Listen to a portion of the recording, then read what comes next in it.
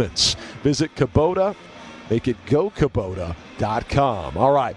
David Lawrence, 3-4 is Kansas State's record. Obviously, they got off to that 1-3 start. They've been better of late, though, including a huge win over TCU their last time out 2 weeks ago.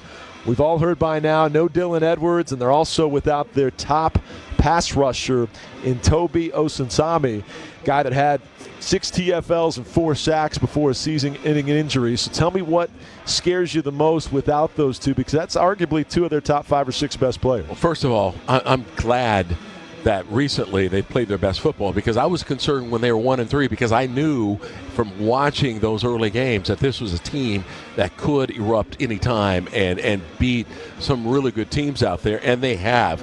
They've won the last 2 out of 3, and maybe the one they lost was their best game of the season. Their loss to Baylor, just a late pick 6 going against them and a field goal block.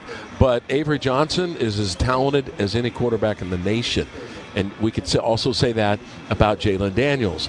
Avery Johnson, he runs a lot like Emmanuel Henderson, to kind of put a point of reference to that, and he can also throw really well.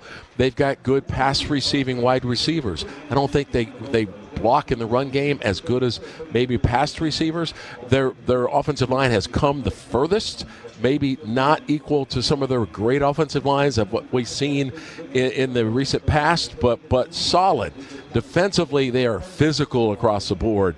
They like to lay a hammer on you, and their linebackers as a pair, Purnell and Romaine, are probably as good as anyone in the country. They're still solid up front, but yeah, Osunsami is a big miss. Obi Izor is a very good pass rusher, which will come at you. I think they are better at rushing the passer than they are at defending the run, so maybe an opportunity for Highshaw. When we come back, we'll talk more about Highshaw, Daniels, and the rest of these Kansas offensive stars that will have to play on a little bit of a wet track today. How much will precipitation coming down affect the deep ball passing game? It's not coming down heavily, just spitting right now, but offensive keys amidst the elements straight ahead. Kansas and Kansas State, the Dillon Sunflower Showdown on the Kansas Insurance Jayhawks Sports Network from Learfield. Hey, college football fans, I know you'd do anything for a win on game day and an ice-cold Bud Light. Because whether you're tailgating in the parking lot or parked on the couch, sitting on your lucky stool at the bar, or standing in the fan section all game long, the clean, crisp taste of Bud Light turns a win into a win-win. And there's nothing easier to enjoy than that. Bud Light. Easy to drink, easy to enjoy. Enjoy responsibly. Anheuser-Busch Bud Light Beer, St. Louis, Missouri.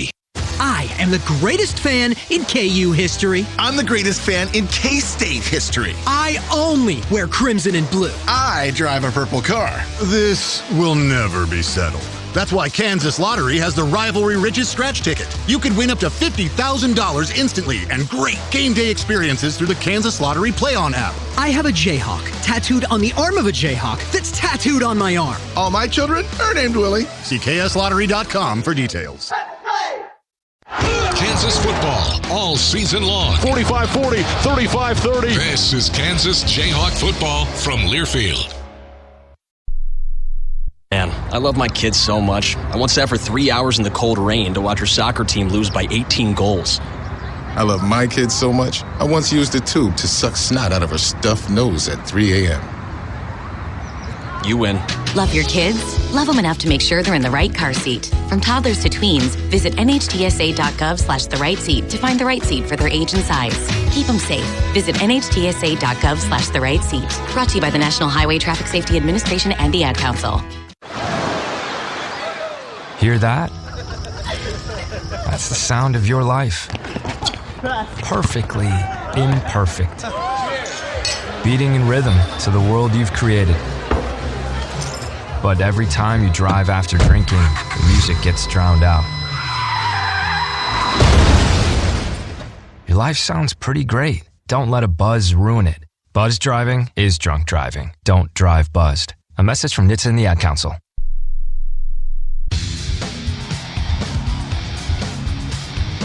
Welcome back to David Booth, Kansas Memorial Stadium. We are 20 minutes away from kickoff in the Dillon Sunflower Showdown. Time for our KU Starter Spotlight, brought to you by Crown Automotive. Experience the Crown difference. David Lawrence, we talked about the chance at a legacy game for Jalen Daniels and Daniel Highshaw.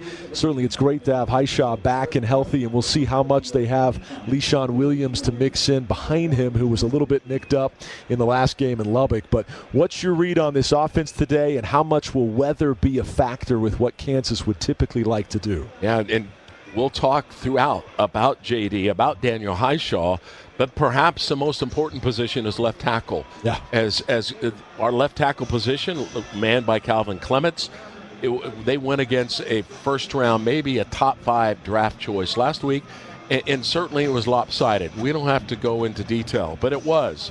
Clements has been sidelined with some kind of health issue, and so we don't know if he's going to be out there, if he chose, Coach Leipold chose to replace him, or because of some kind of injury, whether it be Clements, whether it be Jack Tanner, Enrique Cruz, or Nolan Gorsica. But we know we have to play better at that position. I know that position does a lot of pulling, and Clements is actually strong at doing pulls, but you got to protect the backside of Jalen Daniels. But let's make sure that JD will face makeable third downs, not 3rd and 9s, okay? Not when you just have to drop back and expose your quarterback to a big rush. So let's get Highshaw, and then if Le'Shawn Williams is running, Williams to pound away and set up 3rd and 2s, so where you can do play action fakes and not face the big rush and be able to hit Henderson, Wentz, Canty, and Pickett down the field. Joe Klanderman's the K-State defensive coordinator. He told the media earlier this week he hopes the weather is rainy and wet and that it, quote, rains its blank off, because they'd like a wet ball situation because their defense has capitalized this season. 4th in the nation in fumble recoveries. They got 2 Jalen Daniels fumbles in the last 5 minutes of last year's game, second of which was on a turnover on downs anyway. But the point is, they like it wet. Kansas has to be careful with the ball today. There's no question. Both teams do. But you know what I found? Since the wishbone got abandoned 40 years ago, I mean, the best athletes on a dry track are the best athletes on a wet track. But Kansas State has done a great job with turnovers as a recent success in the last 3 games. When we come back, we'll talk about the Kansas defense. Can they get some takeaways today as our KU Starter Spotlight, brought to you by Crown Automotive, continues in the Dillon Sunflower Showdown on the Kansas Insurance JAYHAWKS Sports Network from Learfield. When second's making a play, short's got to cover. A winning insurance strategy doesn't rely on one person. Good hustle, good hustle. 2 things: communicate with your guys and make sure everyone's in the right coverage. It takes a team that knows its roles well, working together to provide an exceptional experience.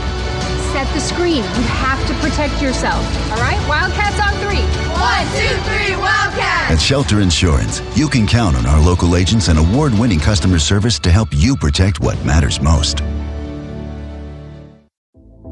Equity Bank thanks you for listening to Kansas Football. Equity Bank, a bank built by business people for business people. Founded and based in Kansas, with more than 36 locations in the Sunflower State. Our customers never pay ATM fees nationwide. It's perfect for traveling for football season. Open an account today at equitybank.com. From all of us at Equity Bank, go JAYHAWKS. Member FDIC. Stand up and cheer. This is Kansas Jayhawk football from Learfield. When you're high, you feel different. You think different, you talk different, you draw different, you listen to music different, but you probably knew that. Problem is, you also drive different, and not in a good way. That's why driving high is illegal everywhere. So if you're high, just don't drive. Make a plan to get a sober ride. Because if you feel different, you drive different. Brought to you by NHTSA and the Ad Council. I'm Chris Jakimick. I served in the United States Air Force and I deployed 3 times. being a veteran, it's interwoven into your DNA, is really the absence of the connection and the purpose that can really drive a lot of veterans to some negative thoughts. For those who are in a suicidal crisis, the window of time to save somebody's life is very short. Our duty is to protect ourselves and protect our families, and one way you can do that is store your weapons safely. Store all your guns securely. Help stop suicide. Brought to you by End Family Fire and the Ad Council.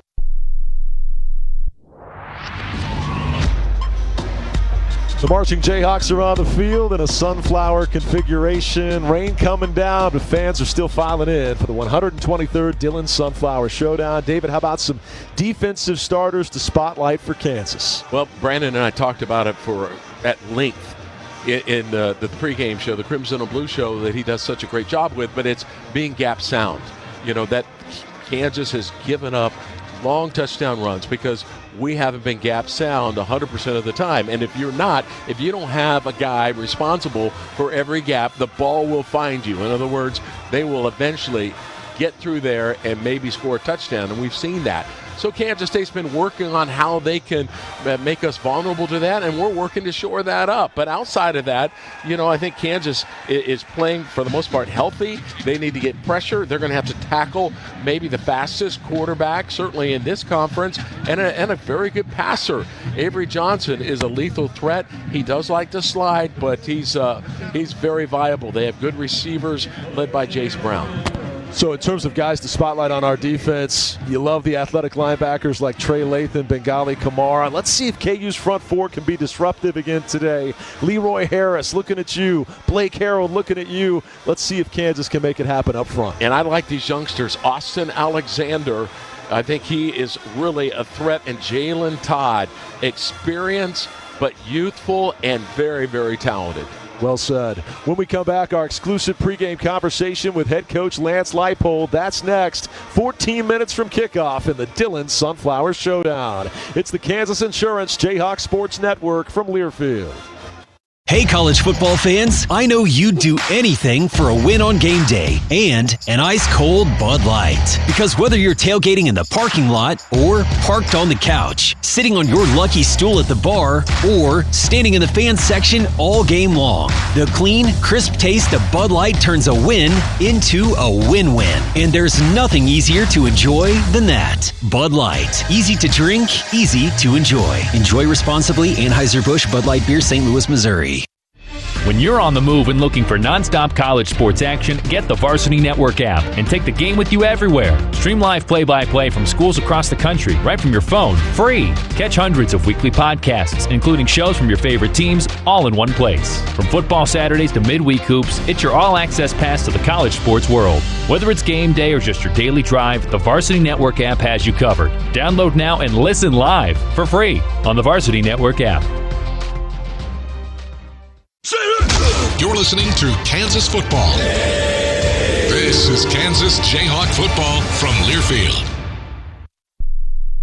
This message is for Karina, our mom who finished her high school diploma at age 28. Hi, Mom. It's Emmettith and Nicholas. Congratulations on getting your diploma. You worked so hard and have taught us so much. We love you.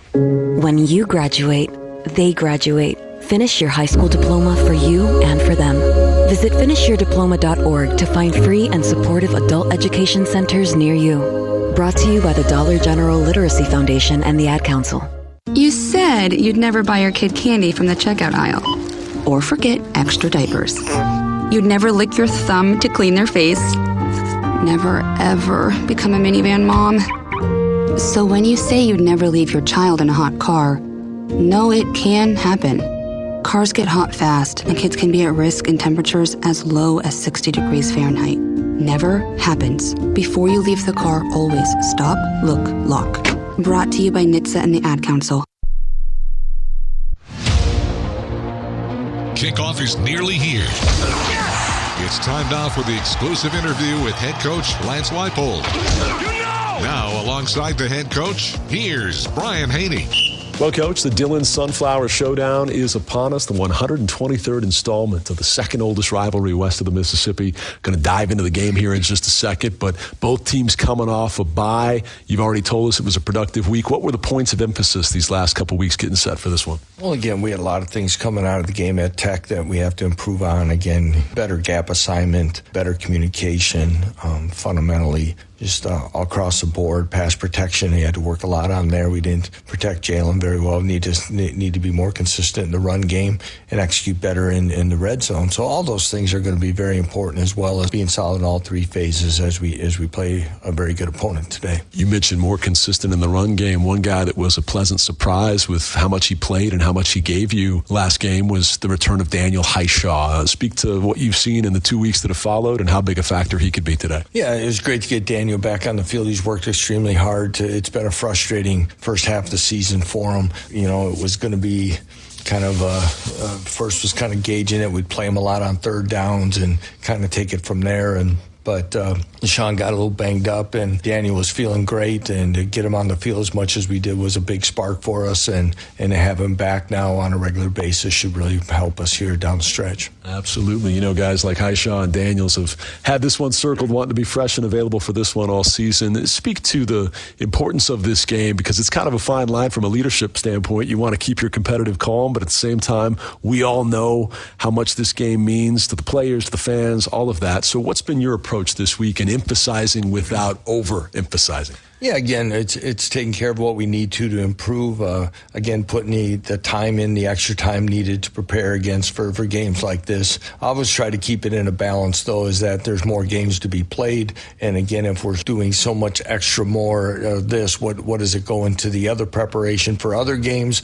And also kind of keeping that balance. But at the end of the day, we have to be an excited football team to take the field, being willing to be physical for 4 quarters and execute at a high level. And I would imagine the guys are pretty aware of the stakes and the history. You don't have to remind them much of how much a win would be and the feather in the cap that could be, particularly for some of these departing seniors. Yeah, guys know the story. It's well covered in the media and those things again, so they know what the challenges are and what's happened in the past. But the past is the past, and this is about what happens here is about the two teams on the field currently, and that's what we have to focus on and make sure that again that we give ourselves the best chance to win. Love that mindset. Well, let's talk about the team on the field staring back at you. I know you have a ton of respect for Coach Kleiman and this group that comes in, probably needing this win for different reasons as much as the Jayhawks want to get it. So tell me what stood out in your film evaluation of the Cats this week. Yeah, again, a team that's come up on the short end a few times on the scoreboard, but still a very talented, explosive football team with a lot of playmakers that are well coached. You know, starts with Avery Johnson at quarterback, kind of well documented his talents, his speed, his ability to create plays with his feet if something breaks down, or design quarterback run. Jace Brown, the receiver's been a really outstanding explosive player for them. They brought in a couple other guys out of the portal that have given them the size and red zone production. Oakley, the tight end's been very productive. Will Ancio's another one for them. They're deep at the tight end spot. I think they've moved enough people around in the offensive line that's given them their best production now, and kind of found where they wanted guys to play. Dylan Edwards right now probably still considered to be a question mark into this game, but when he's healthy and he's on the field, he's a threat to score at any time. The backs that have replaced him have also been highly productive, so that's a full challenge there. And of course, defensively, their two linebackers have been extremely productive and active all year long. A front that can be physical and disruptive on the quarterback, and a secondary that's created big plays in the turnovers. Yeah, you touched on it right there. Even without their sack leader, it's an imposing defensive front. So how about some offensive line pass protection keys against what I'm sure will be a very competitive challenge defensively from K-State? Again, we got to mix up protections. We got to be able to give guys some help if we're having troubles with certain matchups. Sometimes the best pass protection we can do is run the football. When you can run the football and be in better down and distance situations, you don't have to hang on to the ball quite as long and do things that way. But we'll have to, again, mix up those protections, give him a chance. Jalen's got to get rid of the ball in timely fashion. All those things hopefully will give us a better day in pass protection than we had last time out. For literal decades, K-State's always, against all their competition, seemingly had a significant edge in special teams. this year Kansas has some specialists. How big of a factor could that be today? It's going to be very important. And you go back and look at the previous 3-4 years, we've had special team breakdowns that have been very impactful in the outcome of the game, but more or just momentum that has led to what the outcome has been. And many, whether it be decision making, whether it be pure execution, all those different things, we have to be better if we have a chance to win the day. Any further keys we've not hit on? Well, I think we've hit on most of them, Brian. Again, but turnovers always a big part. Got to protect the ball, got to tackle well, all those. But it should be a heck of a game. It's going to be an amazing atmosphere. Could be a memorable day in the booth. Coach, best of luck to you. Thank you very much, Brian. That's head coach Lance Leipold. More pregame coming up next on the Kansas Insurance Jayhawks Sports Network from Learfield. A true teammate takes on every day with a winner's attitude, gets up when they fall down, and leaves it all on the field. There's a group of teammates who do all these things every single day. But they're more than your typical athlete. They're kids facing unthinkable medical circumstances. Team Impact matches children facing serious illness and disability with college sports teams, creating a long-term, life-changing experience for everyone involved. Join us in the movement to get all kids in the game. Visit teamimpact.org to learn more. Team Impact. All in, all together. Rod, show up. This is Kansas Jayhawk football from Learfield. We asked parents who adopted teens to share their journey. We just kind of knew from the beginning that we were family. They showcased a sense of love that I never had before. I mean, he's not only my parent, he's like my best friend. At the end of the day, it's all been worth it. I wouldn't change a thing about our lives. Learn about adopting a teen from foster care. Visit adoptuskids.org to learn more. Brought to you by Adopt US Kids, the U.S. Department of Health and Human Services, and the Ad Council. My mom has decided to learn to paint, and she's good. My dad's now into creative cuisine, and I've already put on 6 pounds. Learning new things comes with age. My mom? She started forgetting my name and what we're talking about. Forgetting well-known things doesn't. Memory loss may be a sign of Alzheimer's disease. Early detection gives you and your loved one time to plan for the future. Learn the warning signs of Alzheimer's at 10signs.org. Brought to you by the Alzheimer's Association and the Ad Council.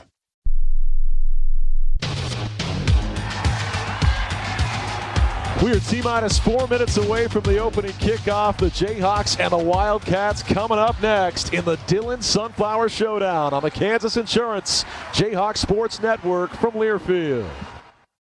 The passion. He's going to take it to the house. Dinner's cooking. Touchdown. The fury. There was flames on that ball. The speed. 35-40. There he goes. Down the sideline. Western College football. Toward the end zone.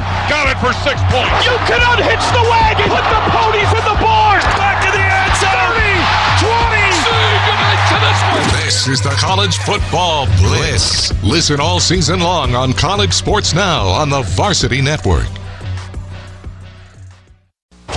There's no place like Kansas. This is Kansas Jayhawk football from Learfield. When I smoke weed, I get lost in the music.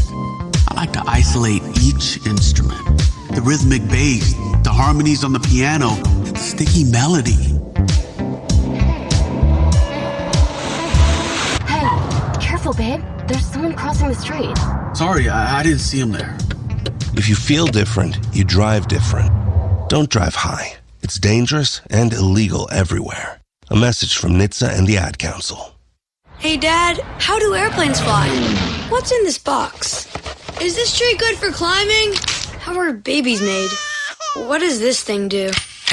Kids are curious about everything, including guns. Talking to them about gun safety in your home is a good first step, but you can do more. Always keep your guns locked, unloaded, and stored separately from ammunition. Safe gun storage saves lives. Learn how to make your home safer at endfamilyfire.org. That's endfamilyfire.org. Brought to you by End Family Fire, Brady, and the Ad Council. Turn it up. It's game time. Touchdown, Kansas! Touchdown, Emmanuel Henderson! 92 yards to the house. Looks left. Here comes pressure. Avoids a sack. Steps up. Wrapped up and taken down. The Jayhawks finally get to him. He's got nothing but green grass in front. The 15, the 10, the 5. Touchdown, Kansas. 70 yards on the touchdown strike. This is Kansas football, brought to you by the Kansas Lottery. Let's play. The University of Kansas Health System, an official healthcare provider of Kansas Athletics, together with LMH Health, Sun Graphics, proud printing partner of Kansas Athletics, Bud Light, easy to drink, easy to enjoy, and by the Kansas Department of Insurance, reminding you to have a game plan before you invest. Help is available at smartinvestks.gov. Kickoff is moments away. Now let's go live to the stadium alongside David Lawrence. Here's the voice of the Jayhawks, Brian Haney. Overcast and rainy, but a beautiful day to get a big win in the Dillon Sunflower Showdown. Welcome back live to the new booth. Let's send it down to the third member of our broadcast team, Brandon McAnderson, for the coin toss results and the game day conditions. Kansas won the toss and deferred to the second half. 53 degrees, wind gusts up to 19 miles per hour. Haven't seen that yet. Thank goodness. Light rain. We are ready to rock and roll for the Jayhawks in the blue tops with the red bottom. KU will kick off from south to north here at the new booth, and we'll get David Lawrence's keys here in just a second. Brought to you by our friends at the Kansas Department of Insurance. But first, the kickoff for Laith Marjan in Kansas. Kicking on a rainy day. What effect does it have on the kicking game? We've seen him hit one in the rain in Orlando. Off to a perfect 10-for-10 start. Let's see if it affects his touchback percentage here. Yeah, it makes the great ones affected less. End over end kick, angling toward the left side. It's a short kickoff, and Norberg to bring it out from the 2-yard line. Upended, ball comes out. KU's got it. It's a fumble on the opening play. 4 seconds in, and here comes Kansas. Jalen Dye popped him, and the ball springs free. K-State wanted a wet track. KU wants the football. Yeah, and that's actually what K-State does best on special teams, and that's return kicks. One of my keys was to have touchbacks. This is better. You create fumbles with a great hit right off the bat with Dye. A popping hit, balls on the carpet, and the Jayhawks are set up.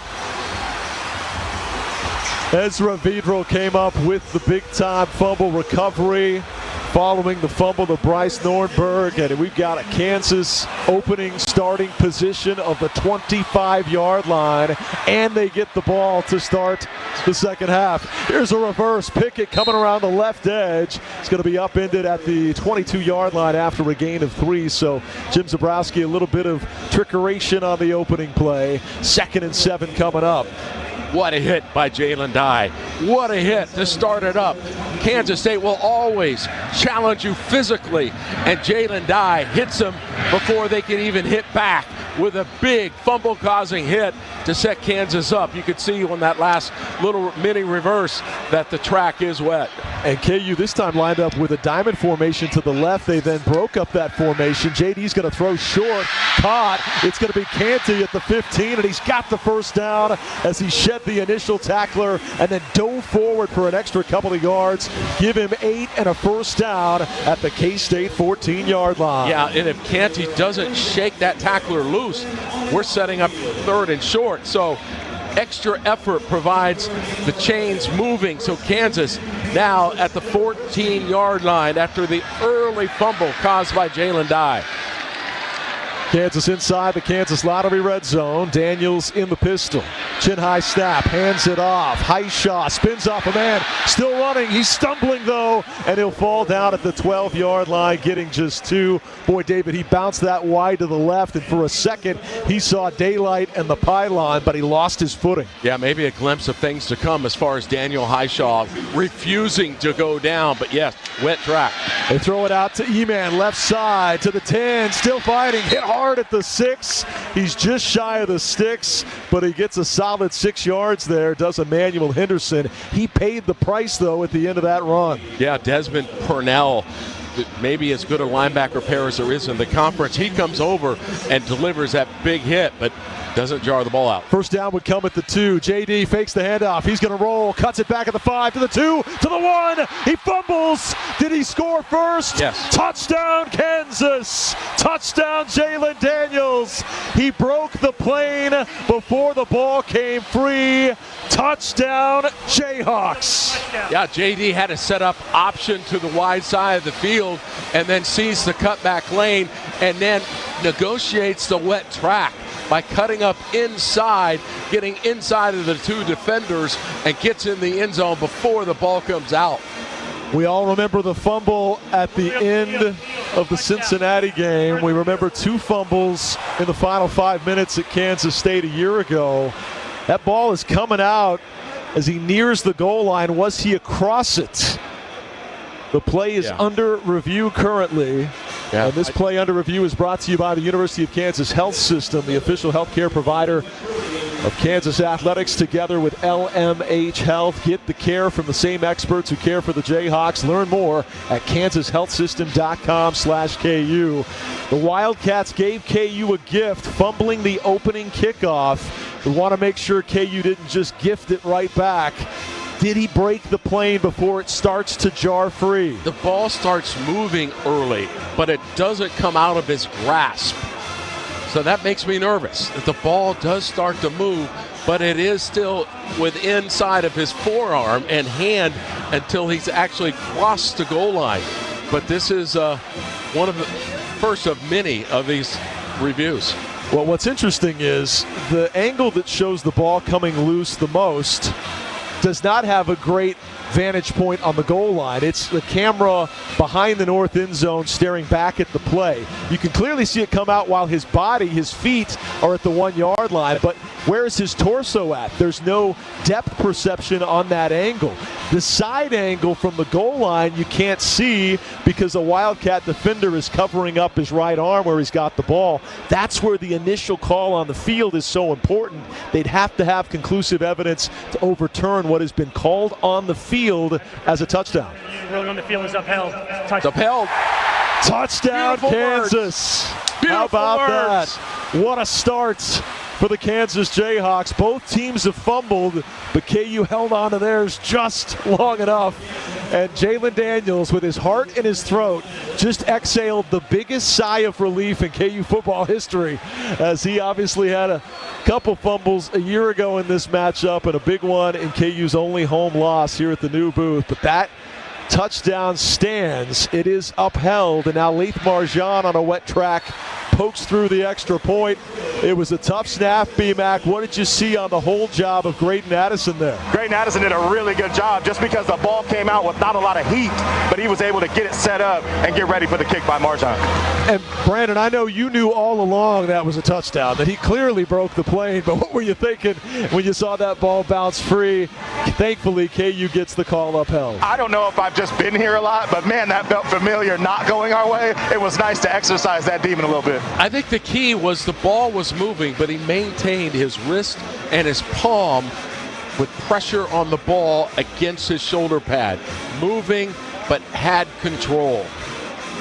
Very interesting. Chris Kleiman right now still talking to the referee crew. And again, our referee today, Henry Johns, going to keep it right here following the touchdown because all of that happened so quickly. K-State fumbling the opening kick return with Bryce Nornberg.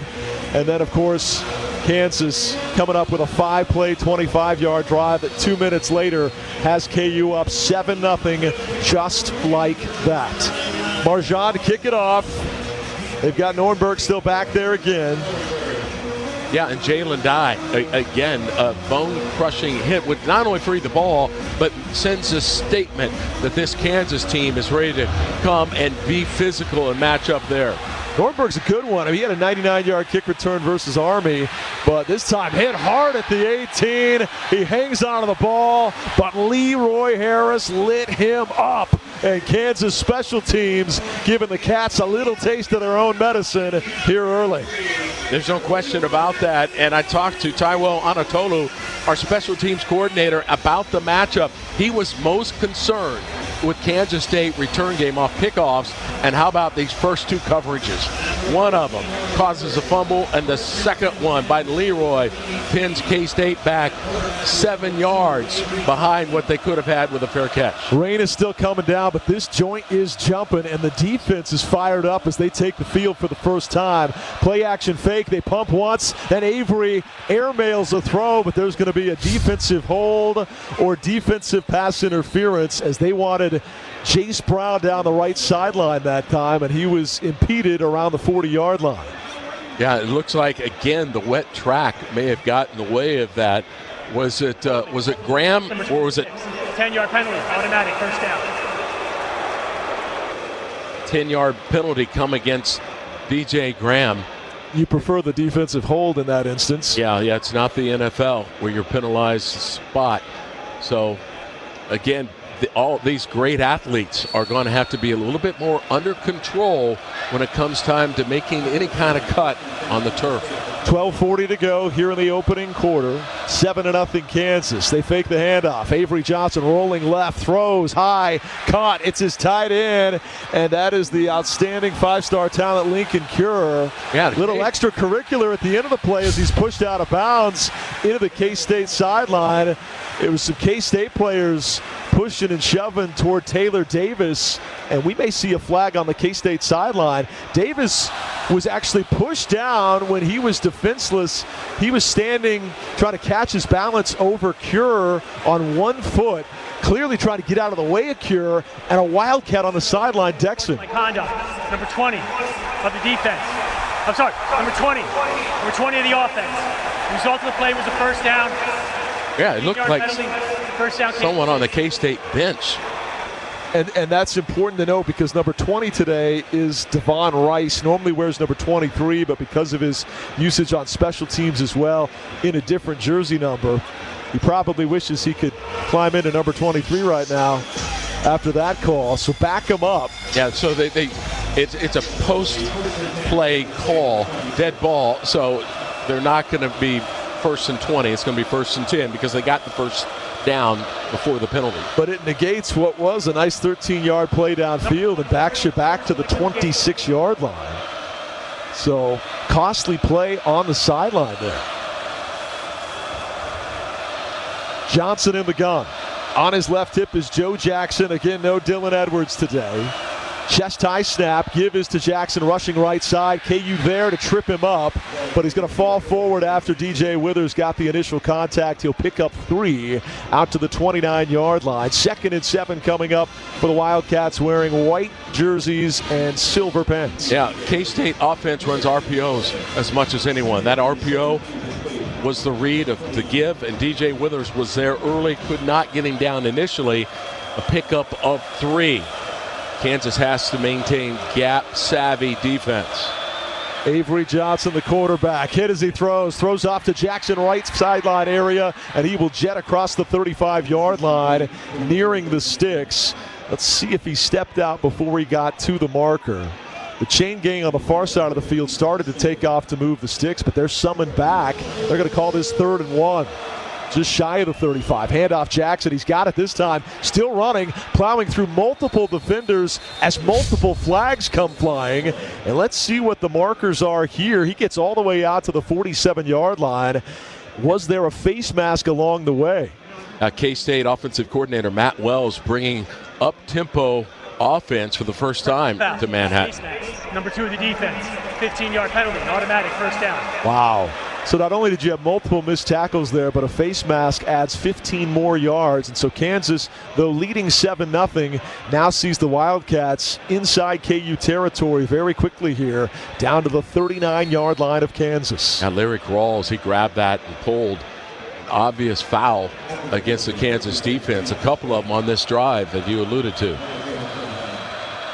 Avery Johnson in an empty backfield. The Mays High School product claps his hands. He's got a tight end tight to the right, 2 of them in fact, 3 receivers. 5-step drop, looking for a deep ball over the middle, inside the 10, looking for Brown. He's got him. It's complete down to the 5-yard line. He floated it up there and able to make the play downfield on the Wildcats for a 1st and goal. It's a 34-yard connection. Yeah, and Jace Brown, their top receiver, but that ball, as you mentioned, floated in the air. I'm surprised Taylor Davis didn't get an arm in front of that ball to knock it down, because it's very obvious where that ball was going. Taylor stayed with coverage behind him. Another empty backfield and a 4-wide set with a tight end motioning left side. Look out for the QB draw here. Yes. Now Jackson coming back into the backfield on the left hip of Avery Johnson. Johnson gives to Jackson, hit at the 5, pushing the pile forward inside the 3, and he's down just near the 2-yard line.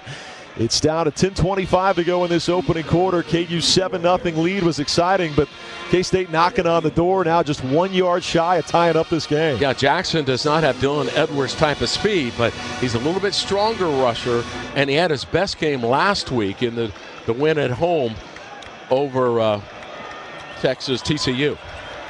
Scoreboard says they're on the 1. It looks closer to the 2-yard line. 2nd and goal between the 1 and the 2. Jackson to the left of Johnson. Avery with a low snap. He's going to keep himself rushing left side. Johnson will coast into the end zone. Touchdown, Kansas State.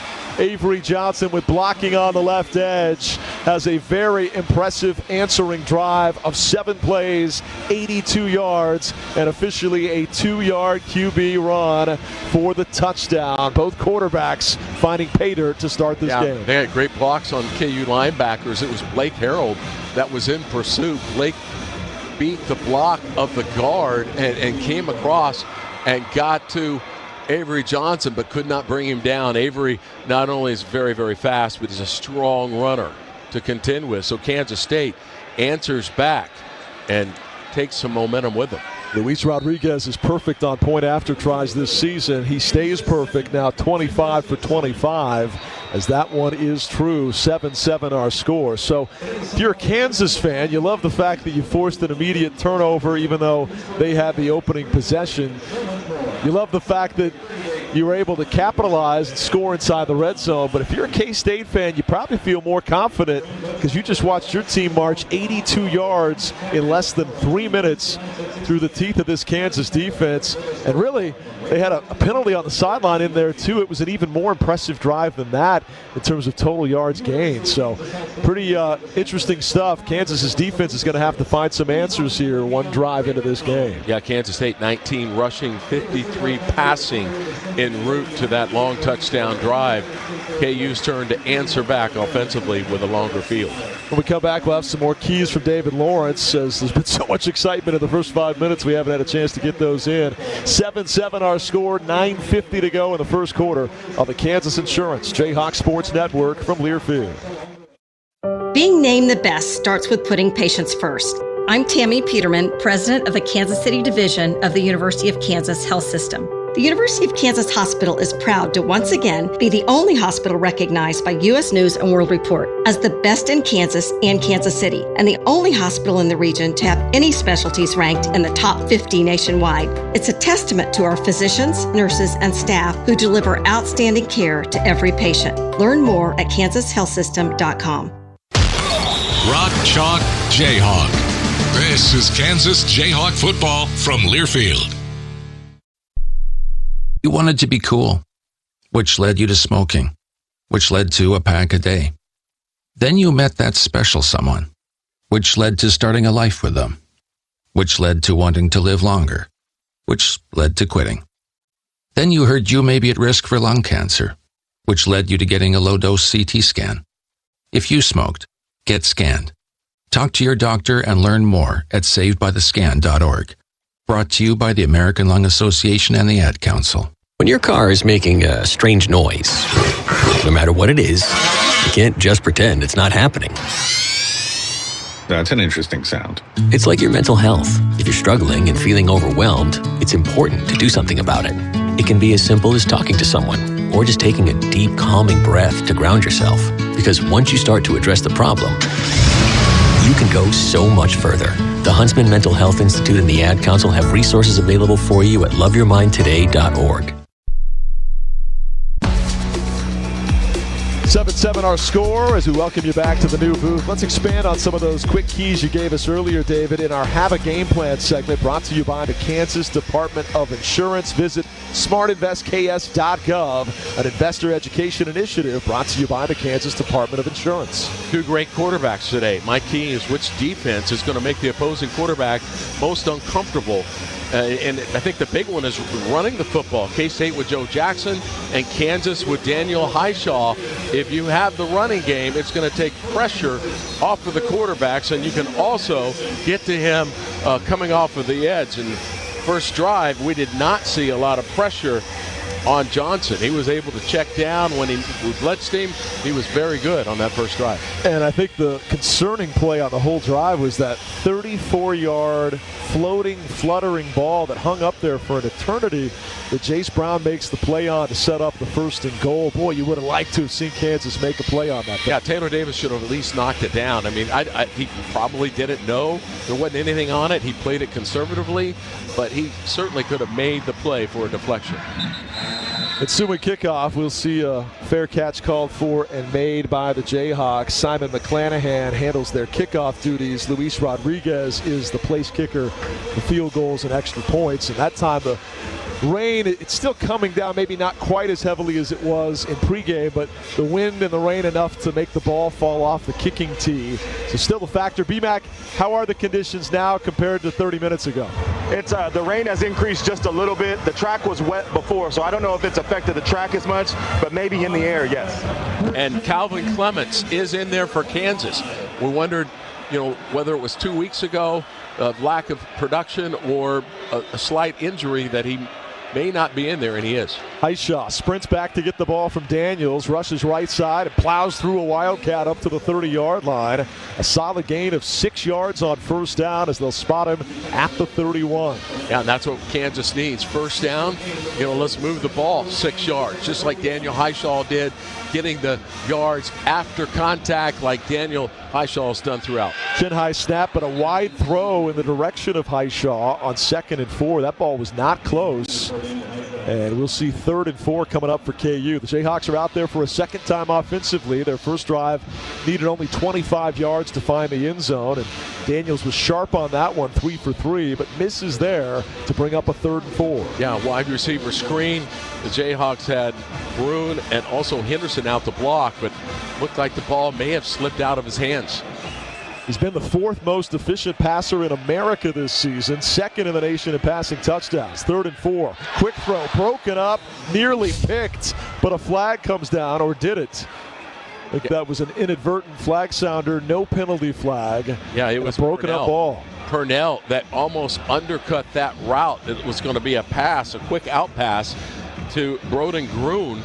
And Desmond Purnell, who interestingly had 2 interceptions last week, almost had one on this one, and that probably would have been a return for a touchdown. So a break for KU. How quickly has momentum shifted in this one? Now a low snap. Finn Lappin can't get it. K-State pounces. They scoop it up, and they will score. It's a touchdown on special teams for Kansas State again. The program that leads the nation in non-offensive touchdowns since 1999 and has made a living out of killing Kansas on plays like that just does it on a bad snap from Emory Duggar. Lappin couldn't get it. He kind of scooped it forward, and K-State was allowed to pick it up and advance it. And it's going to be a 13-7 Wildcat lead just like that. Yeah, we've seen our punter picked some of those up, but not able to get that done today. And this is the nightmare we've seen on loop for the better part of 2 decades. Revisited again, another special teams blunder bites Kansas, and now all the goodwill you got from K-State's kick return fumble to start the game is long gone. 14-7 Wildcats as Rodriguez's extra point is good. The Wildcats in a New York minute steal the lead in the Sunflower Showdown. Yeah, and I put that on Finn Lappin. That ball was low. He's got to come up with that. Obviously, we've not played in these conditions. It's hard to simulate that in a practice when you're not getting any rain out there. But the wet ball obviously caused him a problem. He catches that all the other times. They had a tough snap on the extra points, and they had a tough snap on that punt attempt, and Kansas thankfully got their extra point converted, but they do not get the punt off. K-State with more non-offensive touchdowns. Unbelievable what they've done. That's now 139 non-offensive TDs since 1999, the best in the country. It's the Dillon Sunflower Showdown, the second oldest rivalry west of the Mississippi, the 123rd installment. And right now the Wildcats lead at 14-7 on the Kansas Insurance Jayhawks Sports Network from Learfield. Being named the best starts with putting patients first.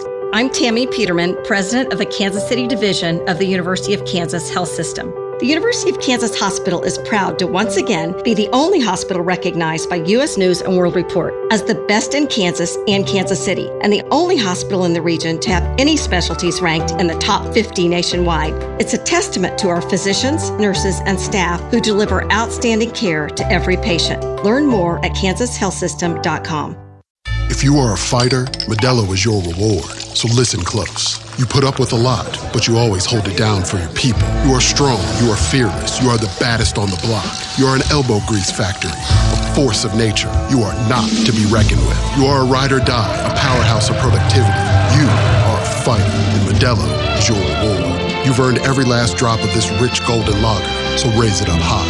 Modelo, the mark of a fighter. Drink responsibly. Beer imported by Crown Imports, Chicago, Illinois. Kohl's lowest prices of the season are here, and they're so good. You're gonna wish you had enough hands for a second cart. Save on cozy tees for women, comfy jeans for boys, refreshed essentials for your home, and so much more. Because when prices are this low, self-control is overrated. Shop Kohl's lowest prices of the season and stock up now. Select styles. Offer ends October 26th. Some exclusions apply. See store or kohls.com for details. Hey Jayhawk fans, it's two-time All-American Joe Deneen, and you're listening to Kansas Jayhawk football on the Jayhawks Sports Network. Joe Deneen, who's got two brothers that have played for Kansas State. One still does. Jet Deneen from Lawrence Free State High School. The Deneen family split down the middle. Two Jayhawks, two Wildcats amongst those boys. Right now, this game no longer split down the middle. It's 14-7 Wildcats after a 20-yard scoop and score on special teams. Ralph Ortiz with a big play for the Wildcats. And now Emmanuel Henderson on KU's special team kick return unit trying to strike right back. He'll bring it out of the end zone. He's across the 20, hit hard there. And that's where KU will set up shop just across the 20-yard line. David, now you hope Jalen Daniels can get his mojo back. Two un-JD-like throws to end that previous drive, including one that could have been picked. Tough day to be a quarterback in the wet conditions, but what does Daniels have to do to get that momentum back? Yeah, just his experience, right? I mean, he's been around. He knows how to forget about plays. But yeah, he was low on one target, and he was inside of another that could have easily been picked off by Purnell. Highshaw's the running back on the left tip of Daniels. Drive officially begins at the 21. Give is to Highshaw, rushing right side, and he pushes through a couple of Wildcats to get out near the 23-yard line, gaining just a couple. He looks fresh. He looks like the healthy Highshaw that opened the year. But we'll see if it's tough sledding today against this K-State defensive front. They are without their best pass rusher in Osun Sami, but now 3 carries, 10 yards to start the game for Daniel. Yeah, that was probably less there than what we've seen in the past. He picked up those 2 yards on his own. 4 receivers set. They now motion Emilian right side. JD's going to keep blocking on the edge. He springs it free to the 30, plows past a Wildcat at the 35, and puts his shoulder down all the way up near the 38-yard line. Great QB keep that time for Jalen Daniels. Will net 15 yards, and maybe that gets the senior signal caller going. I think we've seen that historically in JD's career. That was a little fake handoff that he capped off the right end. And that was after we switched the tight ends from right side to left side. So going to the weak side, JD was able to pick up the extra yards after the play fake. 14-7 Kansas State. 8 minutes to go in the first quarter here in the Dillon Sunflower Showdown. Handoff, Highshaw, big seam along the right hash. He's going to take it across the 45, and he's up near the 47-yard line, netting 9 on first down for Daniel Highshaw. Yeah, good hole opening off the right side. It was Bryce Foster and Kobe Baines kind of paving the way for Highshaw, trying to wrap that ball up. You got to be very cognizant of that every time you touch the ball, and also your cutbacks. You got to make sure that it's there without rushing it, or you're going to go right down to the turf. Trips to the left in triangular formation. Daniels, chest high snap, QB draw. Going to take to Ron. He's upended hard as they chopped him down low, but he falls forward right at the sticks. Gets enough to move those chains, and it's another Kansas first down. Well, this is the type of punch him in the mouth, counter punch drive that can get that momentum right back if they can keep these first downs coming. Yeah, that was kind of a conservative call. In other words, Zabrowski, he wants to get the first down. Wet track, you got to get some momentum back. So let's not worry about taking a shot down the field on second and short. Let's just pick up the first, run quarterback power. Bruin motions over to the right side. Now he motions back left side. Daniels on a wide snap. Good job catching it. Looking for a deep ball. Throws over the top. He's got E-Man, but overthrows him by a couple of yards. Henderson had separation that time. JD's best vertical threat had beaten Clemens and had a chance at a touchdown, but the ball just narrowly overthrown. Yeah, not a surprise they went after Clemens. He's missed a little action because of an injury. Like he may not be full speed, and E-Man absolutely ran past Clemens. But again, you're going in the rainy surface. JD's got such a strong arm, maybe tried to overcompensate for the rain coming down and put a little extra on it. BMAC has described it on the field as a more steady rain, but it's a lighter rain. Here's a handoff, right side. Highshaw spinning off a Wildcat, still fighting, still diving forward, and he is right on the marker. I think he's got the first down. Give him exactly 10 yards. Vintage Daniel Highshaw, right? Low center of gravity. He runs off the right side behind the right tackle. It looks like he's going down, but he gets his balance, spins out of it, and picks up the extra yardage for the first down. 14-7 Wildcats, but here comes Kansas now inside K-State territory at the 41-yard line of KSU, marching from south to north here at the new booth. Pickett motions from left to right, 4 receivers set, including the tight end Groom. Daniels, chest high snap, going to hand it off. They'll rush it left side this time, and not much running room, only a couple of yards. And give him a gain of 2 for 2nd and 8 coming up. Again, it was Highshaw, the ball carrier, but now Le'Shawn Williams will enter. Yeah, now you're moving into 4-down territory.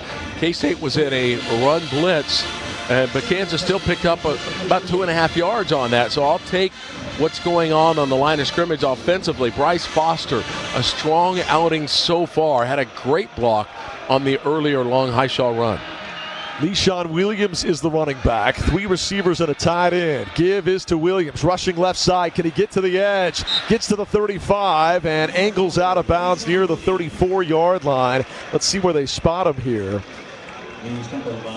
He's going to be shy by about 3.5 yards here. It'll be 3rd, and we'll call it 3 for Kansas. Yeah, Leipold's already made up his mind. Probably have told Zabrowski whether he wants to go for it if they have a 4th down, and that's going to figure in to the play call that Jim Zabrowski, our offensive coordinator, comes up with right here. This would be a very difficult long field goal.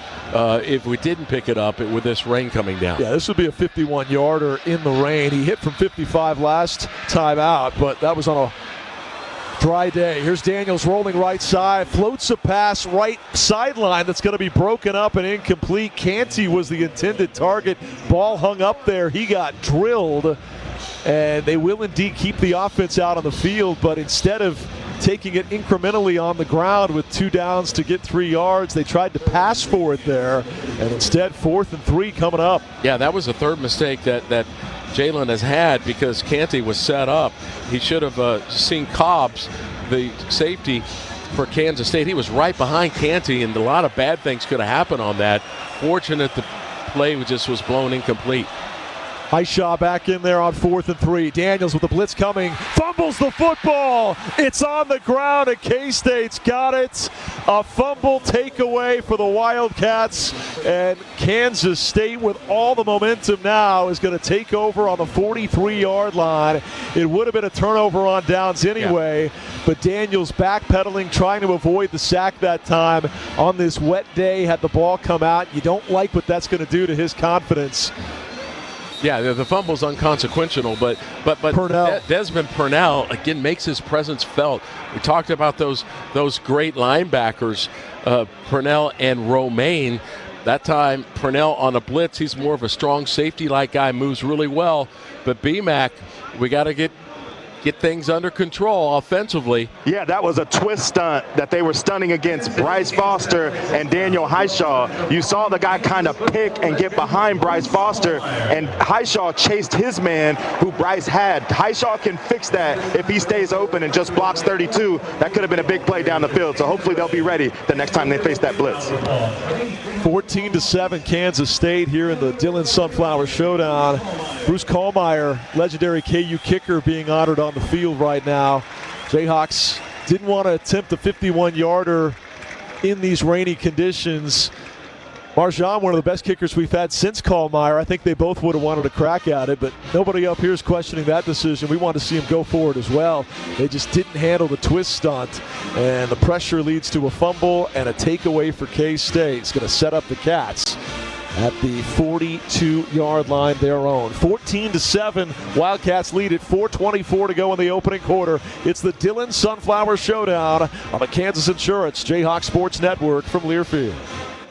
Hey, college football fans, I know you'd do anything for a win on game day and an ice-cold Bud Light. Because whether you're tailgating in the parking lot or parked on the couch, sitting on your lucky stool at the bar, or standing in the fan section all game long, the clean, crisp taste of Bud Light turns a win into a win-win. And there's nothing easier to enjoy than that. Bud Light. Easy to drink, easy to enjoy. Enjoy responsibly. Anheuser-Busch Bud Light Beer, St. Louis, Missouri. The home of Gale Sayers and John Riggins. This is Kansas Jayhawk football from Learfield. No matter your level of play, LMH Health and Ortho Kansas provide championship care to all members of the Lawrence community and beyond. Our experts in sports medicine and orthopedic care have partnered on the field with athletes for more than 45 years, providing innovative treatments and therapies for athletes of all ages. Call us at 785-843-9125 or visit lmh.org/orthokansas to learn more. LMH Health, a partner for lifelong health. KU supports our Kansas community. The University of Kansas provides statewide medical outreach, first responder training, childhood development support, and economic gains amounting to over $7 billion every year. Kansas Jayhawks serve the world as doctors, teachers, business owners, social workers, and more to create a better future. Visit ku.edu to learn how the world is safer, healthier, and stronger because of what KU creates. It feels like we played a full half of football, but the truth is we still got 4:24 to go in the first quarter. Wildcats lead at 14-7 as we bring you back to the new booth. Pressure on Johnson, and he's going to just get rid of the ball before Trey Lathan sacks him. Yeah, they're going to see if he was out of the tackle box. If he wasn't, was his knee down? Grounding. And it didn't cross the line of scrimmage, so this should be a flag. Intentional grounding. Number 86 was in the area. Second down. How about that? Wow. He said that Garrett Oakley was nearby. So the Cats really benefit from a break right there. Crowd seeing the replay is not liking. Oh my gosh, Oakley was blocking. He was engaged in a block. But no intentional grounding is the ruling, so KU's 40,000 plus will have to get over it quickly here and bring up 2nd and 10. Inside run along the right hash, and they'll get it up near the 45-yard line, maybe the 46 before Keenan Caldwell able to take him down. That's Devon Rice wearing the number 20 today, typically number 23. And that will bring up a 3rd down and 6. Yeah, what I liked about that play is Kansas took the running back and knocked him back. He did not fall forward. Makes a difference of 2 yards, but it makes a statement as well. Big third down for KU defense. 3:45 and ticking here in the first quarter. Hawks down 7. Blitz. Waist-high snap. Johnson hit as he throws. It's incomplete. Is it a fumble or an incompletion? They're going to say incomplete. Bengali Kamara brought the thunder that time. Blake Harreld was there too. And a batted pass falls harmlessly to the turf, but it's punting time for Kansas State. Wow, just when Kansas had to have a momentum-changing sequence of plays defensively, they come up with that as they're going to get off the field after 3 plays. But a nice blitz package by Bengali Kamara. Lathan was also coming in on that third down. All right, here's a Kansas kid, Tate Nagy, in the Sunflower Showdown, brought to you by Dillon's, trying to make a big play, but he'll back off of this one and let it roll to about the 20-yard line on a short punt of only 34 yards for Kansas State. So KU will certainly take that. And more than anything, David and B-Mac, you get some momentum back with a quick 3-and-out by your defense. The way things were trending in all 3 phases, it was all purple. But right there, the defense bows up a bit, gets that stop, and maybe you get some juice back. And there's going to be sequences of momentum needing to change on both sides of the ball. But let's make that the beginning of a big momentum surge for this Kansas team, which must include a long touchdown drive for this Kansas offense. So Simon McClanahan's punt, just 34 yards. This drive will begin at the 20 here in the Dillon Sunflower Showdown. Kansas down 7. JD will hand it off, and they'll run into a big white wall that stiffens up, and no ground to be gained that time for Daniel Highshaw. He may have even lost a yard. Yeah, that was Austin Romaine, and he kind of had a run blitz and got past the line of scrimmage for a TFL. Austin Romaine, he's from Hillsboro, Missouri. Already seems like he's played in eternity, but just a junior. And Romaine and Purnell, the 2 K-State linebackers, as good as advertised. Romaine was the one that had the huge fumble recovery inside of 4 minutes to go a year ago in the Little Apple on the JD fumble. 5-step drop. Daniels, deep ball, looking downfield. What a catch! Drop. Keaton Kopeka, though, they're going to say doesn't control it to the ground. He turned back around with one hand, had it initially, but as he was falling down, he couldn't secure it. Oh, the bobble, and then it just squirts loose, incomplete. That was highlight reel material until it wasn't. Yeah, he was manned up by Zajon Rich, the cornerback for K-State, and it was a back shoulder throw. It looked good until the ball came out by Quebec, so Kansas faces 3rd and long. Not an enviable position. 3rd and 11 for KU. The Jayhawks on 3rd downs today are 1 for 3. Daniels, deep drop and throws short. Should have been picked off, but it falls incomplete. He was looking for Pickett. He threw it right into the waiting hands of the Kansas State defense. That could have been a pick 6. As tough as the wet weather makes to throw the ball, they're probably grateful that it's not an ideal day to catch it either, because Cats could have had a takeaway at the 25 or 30. That was an athletic defensive end or buck linebacker, Ryan Davis, who went up and got his hands on that. Yeah, could have come down with that. So Kansas could not answer what the Jayhawk defense was able to do, and that is turn the momentum around. Wow. Punt it back. Ryan Davis playing more because of the injury to Osusami. There's a punt by Finn Lappin that takes a great KU bounce. It rolls to the 25, scooped up there, and Lockett will angle out of bounds near the 28-yard line. He was running backwards behind that bounce and roll on the Lappin punt and decided to pick it up on the run and get something out of it. That's an aggressive play on special teams, but KU's coverage unit there able to escort him toward that left sideline. But what a field position changeover by the Kansas special teams, answering what was a very poor play, and that was the buffed punt snap, as we were able to get a great punt off and switch the field position. So Kansas defense is in a good place at the 28-yard line of K-State.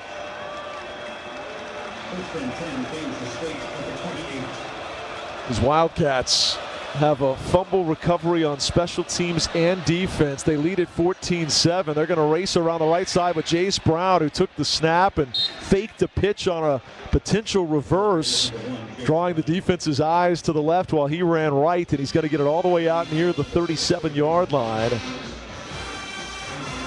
Yeah, Jace Brown, he's a big-time receiver. I mean, he does run the ball, as we just witnessed.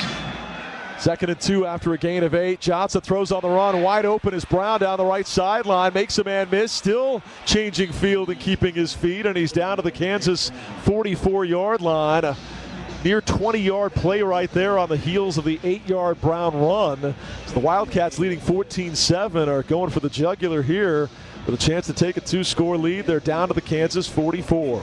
Yeah, it looks like DJ Graham came off of Jace Brown and went on the second receiver, which you got to think is a mistake.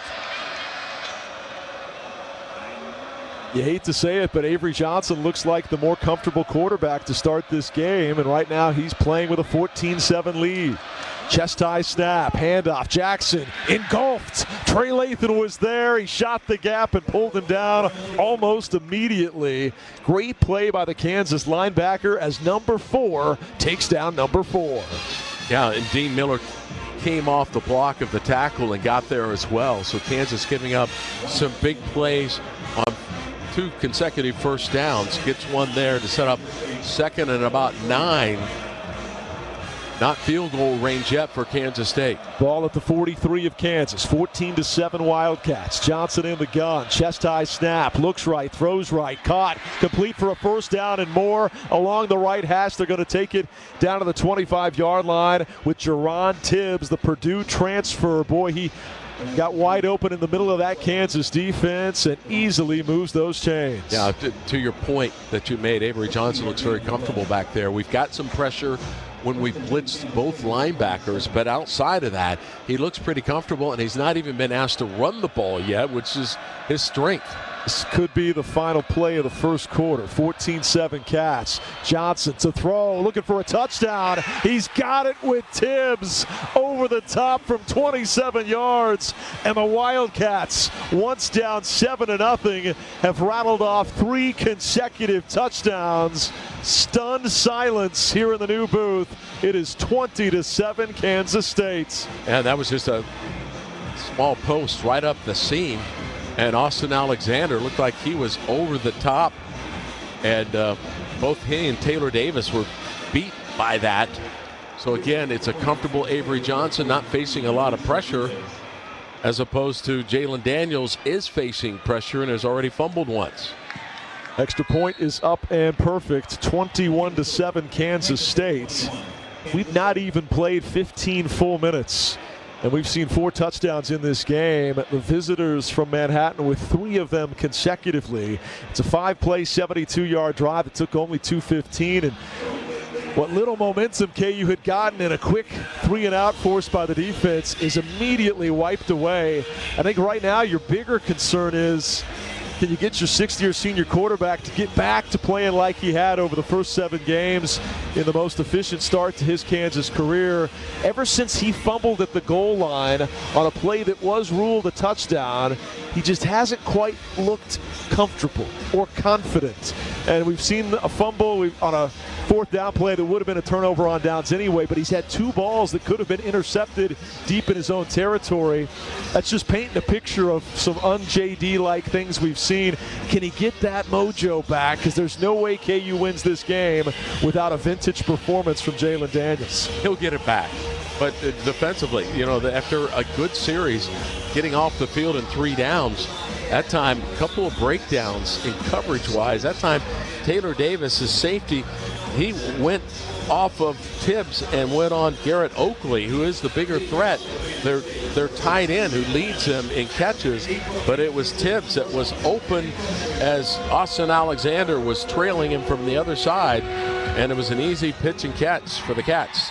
Clanahan kicking it off here. It's going to be caught at the 5-yard line and brought out by Emmanuel Henderson. And he has stood up at the 15, pushed back. They may give him the 16-yard line, but Kansas State smelling blood in the water right now. They are fired up, rattling off 3 straight scores and now pinning KU deep again. Yeah, Emmanuel Henderson, it looks like he went sideways for a while, and that's not the way you want to go, particularly on a wet track, because you just don't gain any kind of motion going that direction. And it's like a 10-yard penalty against Kansas, starting at the 15 instead of the 25. So McClanahan with the kickoff, KU with the decision to be aggressive, and ultimately just a 13-yard return starts this drive on the 15-yard line. Motion the tight end from right to left. They hand it off, and on the ground, shedding a tackle, fighting hard for extra yardage for these Jayhawks is Daniel Hishaw. Yeah, it looked like an initial face mask, B-Mac. Could you see that? It was up around the face mask, but I don't think he grasped it. So Hishaw, the end of the first quarter, leaving it all out on the field, getting so many of these yards on his own here with extra effort after initial contact. He'll be given 5 on that carry, and it takes us to the end of the first quarter of play. What's the messaging right now? There's a vibe of a little bit of shell shock with 21 straight points by the Cats. How do you get control of momentum here and get it back on the home sideline? Settle down. Let's fix our mistakes. There's a ton of football left to be played here at the booth. Plenty of time. You're capable of making plays defensively, offensively, but settle down. Don't get into panic mode. Fix these correctable mistakes, and let's move on. Well said. Let's see if Kansas can do just that when we come back. Visit smartinvestks.gov, an investor education initiative brought to you by the Kansas Department of Insurance. 21-7 Kansas State. Jayhawks struck first after a special teams fumble by the Wildcats and Nuremberg. KU led 7-0 following a Jalen Daniels TD plunge, but it's been all Wildcats ever since, and they lead it 21-7 as we head to quarter number 2 on the Kansas Insurance Jayhawk Sports Network from Learfield. This is Kansas Insurance Commissioner Vicki Schmidt. Success on game day starts with preparation and commitment. And when it comes to investing, you need to have a game plan too. In 2024 alone, consumers lost $5.7 billion to investment scams. That's a 24% increase in losses since 2023. The Kansas Department of Insurance is here to help with our website, smartinvestks.gov. Have a game plan before you invest. Educate yourself at smartinvestks.gov. Kansas Jayhawk football lives here. Chalk it up, the Jayhawks win. This is Kansas Jayhawk football from Learfield. There's danger out there. It lurks on highways and quiet neighborhood streets. It's more likely to kill you than a shark and more terrifying than the biggest snake. Distracted driving claims lives every day. Every notification, swipe, social post, video, or selfie while driving risks your life. So while you might think public speaking or the zombie apocalypse is scary, what's really terrifying and even deadly is distracted driving. Eyes forward, don't drive distracted. Brought to you by NHTSA and the Ad Council. We asked parents who adopted teens to share their journey. If you build a relationship, then it becomes easier. If you build trust, it becomes easier. As a parent, you want what's best for your child. To give them the love that a child needs is probably the best you can do for a teenager. Learn about adopting a teen from foster care. Visit adoptuskids.org to learn more. A message brought to you by Adopt U.S. Kids, the U.S. Department of Health and Human Services, and the Ad Council.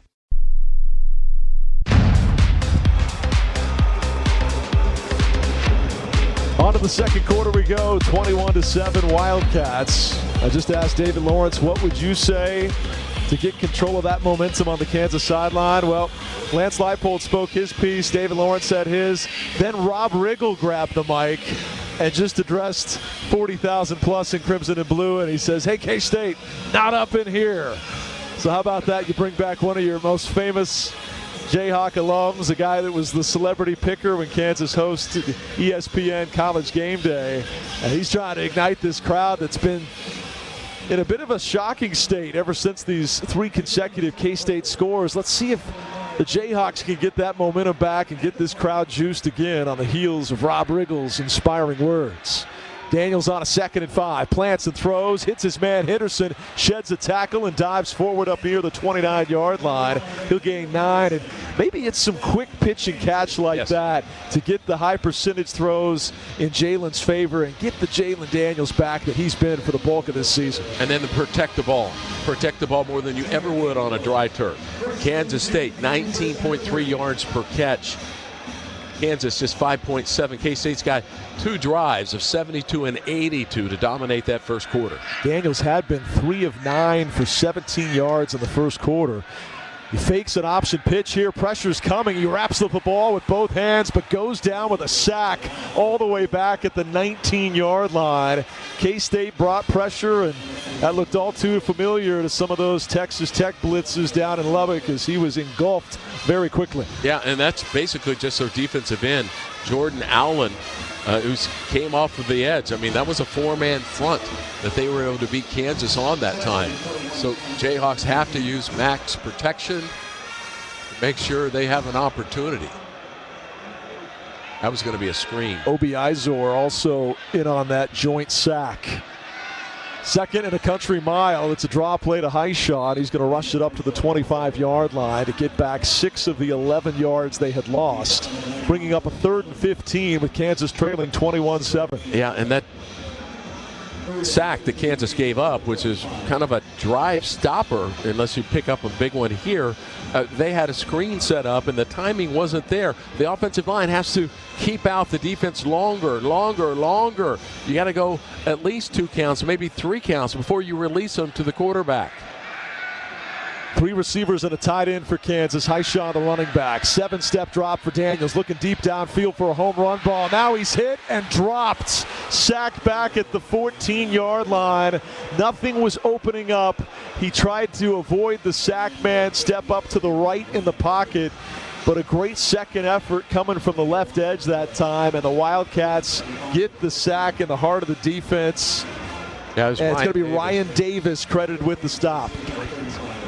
Yeah, it's like the offensive lineman kind of stopped on that at the end and felt that it was a sack. We should have continued on with that block. And so now Finn Lappin is punting from the 4-yard line. This one goes off the side of his foot, a helicopter spinning ball that bounces, that is fumbled by the Cats. They recover at the 35-yard line, and they'll somehow recover possession. For a second, it looked like a glimmer of hope and a window opening. And Finn Lappin, who says he can kick with both feet and do all kinds of funky things with side spin, that time had a helicopter kick. It ends up flipping the field for nearly 50 yards by the time the bounce and roll was done. That was definitely the side spin, right? I mean, that was very difficult. So Finn, after a muff snap between him and the long snapper, which resulted in a K-State possession and a short field for a touchdown, he's had 2 very effective punts since. 21-7 Kansas State, 12:19 to go here in the first half. Wildcats have scored the game's last 3 touchdowns, including one on special teams. Johnson throws short to the right. It's broken up and incomplete. Can't tell if Kansas truly got a pass breakup or if it was going to be incomplete anyway, but DJ Graham was there on the coverage. They wanted Tibbs on the edge. Incomplete, 2nd and 10. Again, the game is still early on, 12-14 in the second. There's just a long time to get back into this game, and you do get the opening kickoff in the second half. So let's just put one play after another. David Johnson's good second down. First quarter numbers were 6 of 8 for 116 and a touchdown. He checks this one down at the tight end at the 45-yard line. They're near a first down. It's going to be about an 8-yard gain that time to Braden Lofton. Just his 5th catch of the season, but it will bring up a 3rd down and less than 2 yards to go. Avery Johnson is very robotic-like. I mean, he has had a couple checkdowns where he just knows exactly who it is and where they're at, and he puts the ball on them.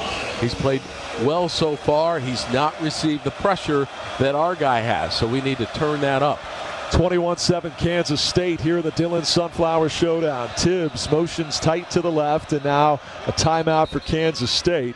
First charge, timeout of the half. Their first. The Wildcats thus far today have been 1 of 2 on 3rd downs, haven't had many 3rd downs. Meanwhile, Kansas just 1 of 5 on 3rd down, and their only scoring possession was set up by the special teams fumble recovery on Jalen Dye's big hit on special teams. Well, we know from 2 weeks ago that you can change a second quarter from a first quarter.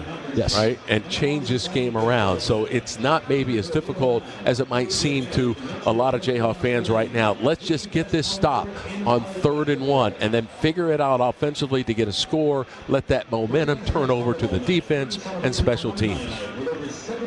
Jayhawks trailing 21-7. They've been outgained 157-55 in total yards. And two big K-State fumble recoveries are also looming large as well as they win that turnover margin 2-1 currently.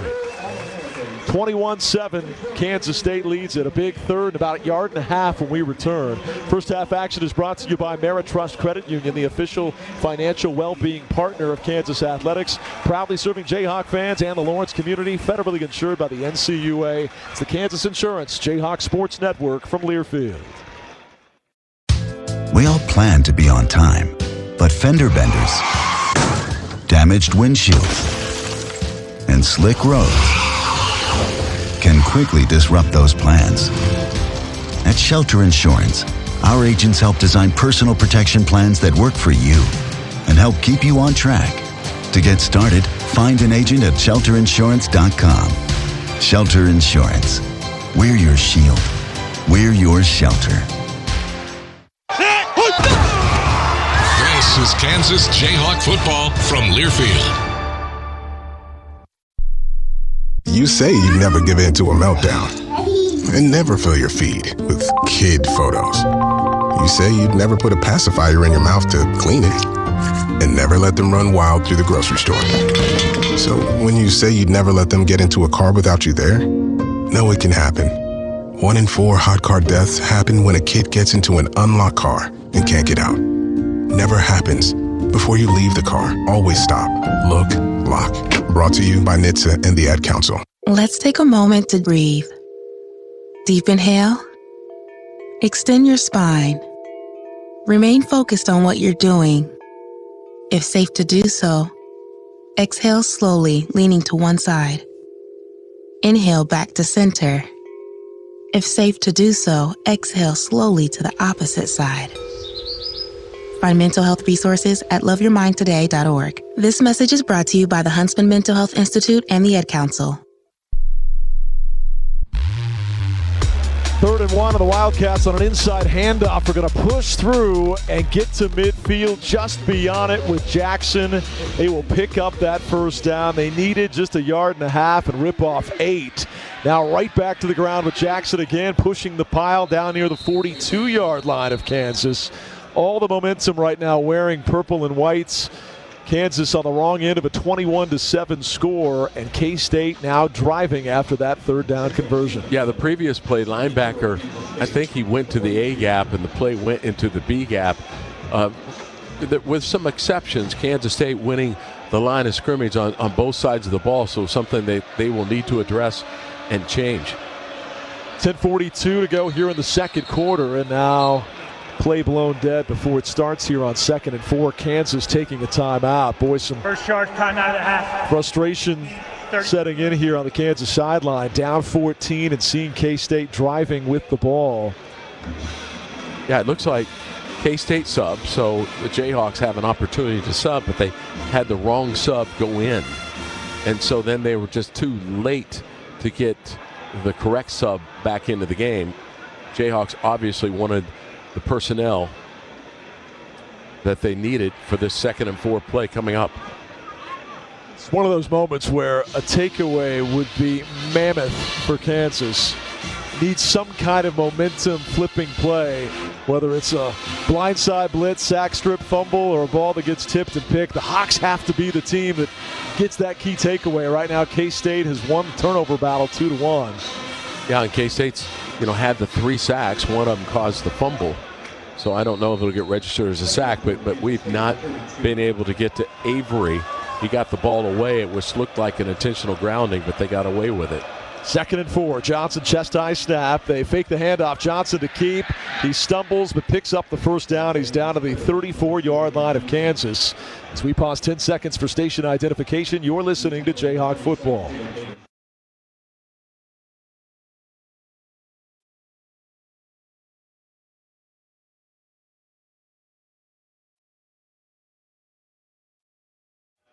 Fresh set of downs for Avery Johnson and Kansas State, who already lead at 21-7. They're on the Kansas 34-yard line. Defense has to draw a line in the sand here. Johnson pumps, throws right, throws high, incomplete.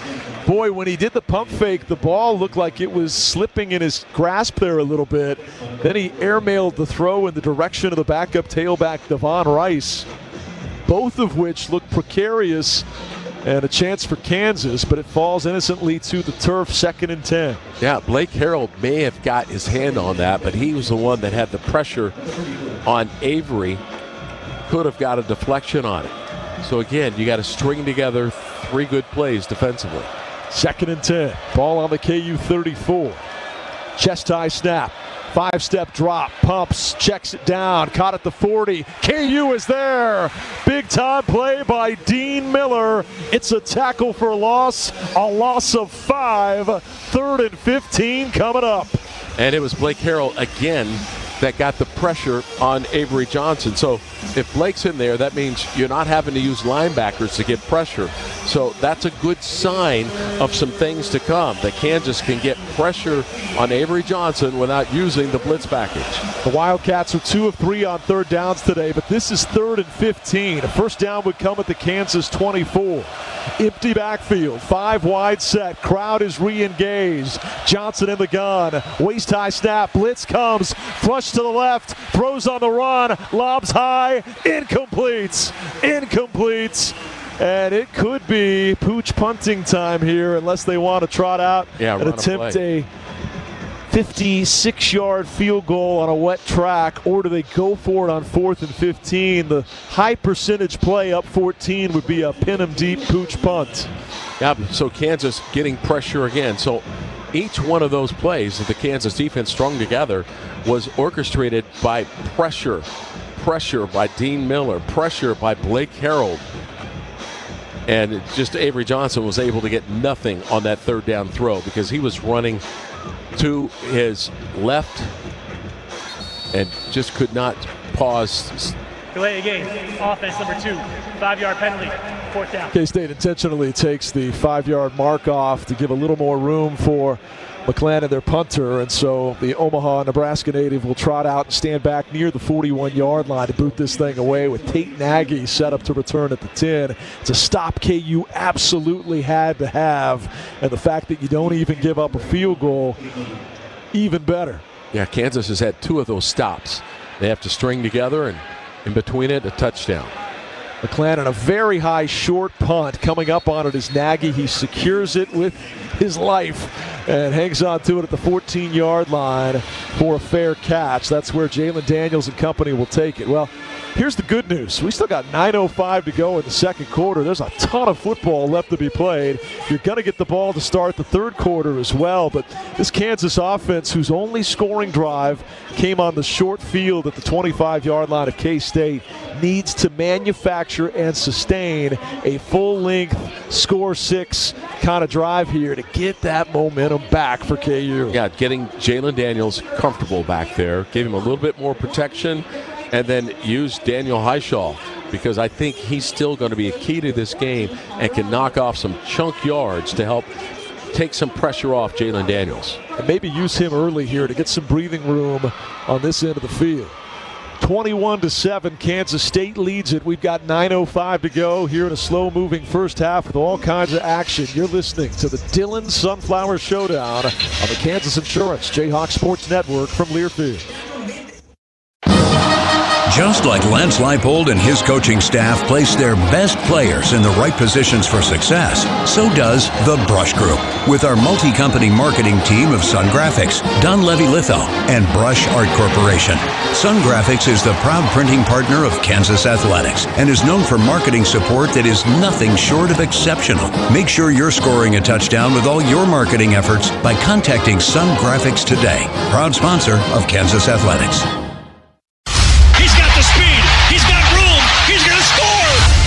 No one gets you closer to the game than Sirius XM College Sports Radio. For the win! Got it! Let's go! Tune in for news, talk, and analysis from the offseason through regular season and into the postseason. We've got your team covered anywhere you go. Deep to center field! Oh, it's gone! Get a free trial at SiriusXM.com/collegesportsradio2025. This is Coach Lance Leipold. Running a football program requires commitment and intensity. We spend all year creating a game plan, so we're at our best for game days in the fall. It's equally important to have a game plan when it comes to making smart financial decisions, and that's why I rely on the experts. Regardless of your stage in life, we all need a game plan for our financial future. The Kansas Department of Insurance can help you have a game plan before you invest. Visit smartinvestks.gov. This is Orange Bowl champion Todd Reesing, and you're listening to Kansas Jayhawk football on the Jayhawk Sports Network. Texas Gunslinger knew a thing or two about beating these Wildcats. In fact, there was a stretch of the Mangino era when Kansas won 4 out of 5, including 3 straight. We'll talk to Kerry Meyer about that at the half, who was the celebrity and honoree to raise the flag today. Drive begins from the 15-yard line. Le'Shawn Williams will rush it straight forward, but not much running room. He's only going to get a yard. So 2nd and 9 coming up. We're down to 8:55 and ticking here in the first half. Wildcats lead it 21-7, and not the way KU wanted to start this sequence of down. Yeah, that time they pulled Leighton Cure from right to left and tried to run underneath that, but the K-State linebackers were there. Cure, there's a couple of Cures in this game. Lincoln Cure and Leighton Cure. Both teams having a tight end whom are brothers. Exactly. Kansas searching for a cure for this 14-point deficit and 3 consecutive TDs by the Cats. Here's a throw right side, caught by Pickett. The Chicago kid is up near the 23-yard line. It's a nice pitch and catch of close to 7 yards. It's going to bring up a 3rd down and short. How short? Let's wait to put the ball down. Looks like they're 1 yard shy. 3rd and 1 coming up. KU is only on 3rd down, 1 of 5 today. They hurry up and keep it with JD, sneaking it forward across the 25 to the 28-yard line. A 4-yard QB sneak in the hurry up. Yeah, that's a little bit different. I mean, it wasn't a long snap count and then, rush JD as a quarterback sneak under center. That was just kind of a quick one. Just run up to the line of scrimmage, have Jalen Daniels take the snap and move forward, and following Bryce Foster is always a good idea. So Kansas moves the chains. 21-7 Wildcats halfway through this second quarter. Kroon motions from right to left. Daniels in the gun. JD has opened 5 of 11 through the air. Just 35 yards on this wet day. Checks this one down. Caught by Hishaw behind the line of scrimmage, and he is wrestled down.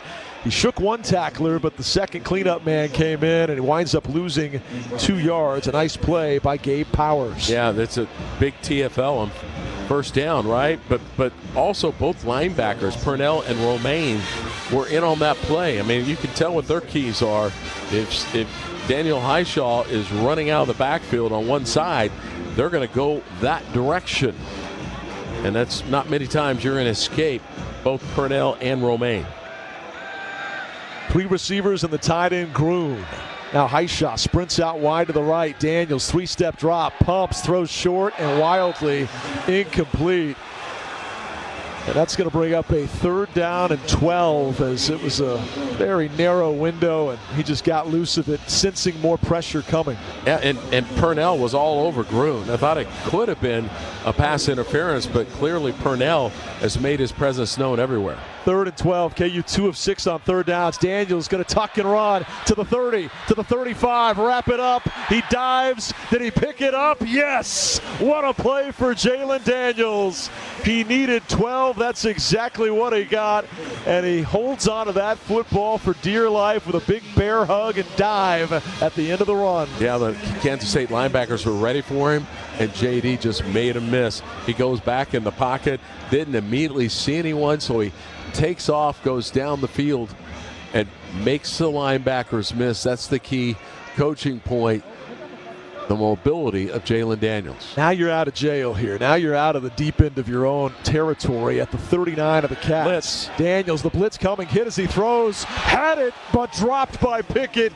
He tried to wedge it in between 2 Wildcat defenders.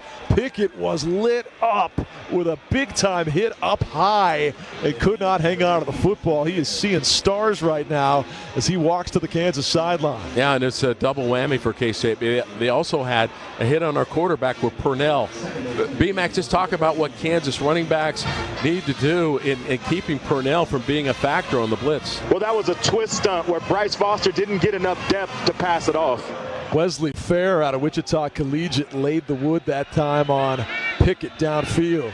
Daniels checks it down. Going to be caught by Doug Emilion, and he will run into the waiting arms of a Wildcat, but pushes the Cats a couple of further yards upfield to the 46-yard line. Give him 7 on that play, and Kansas will have a 3rd and 3 coming up. Got to keep sustaining this drive. I mean, David, you could milk the bulk of the second quarter clock here and have the ball to start the third.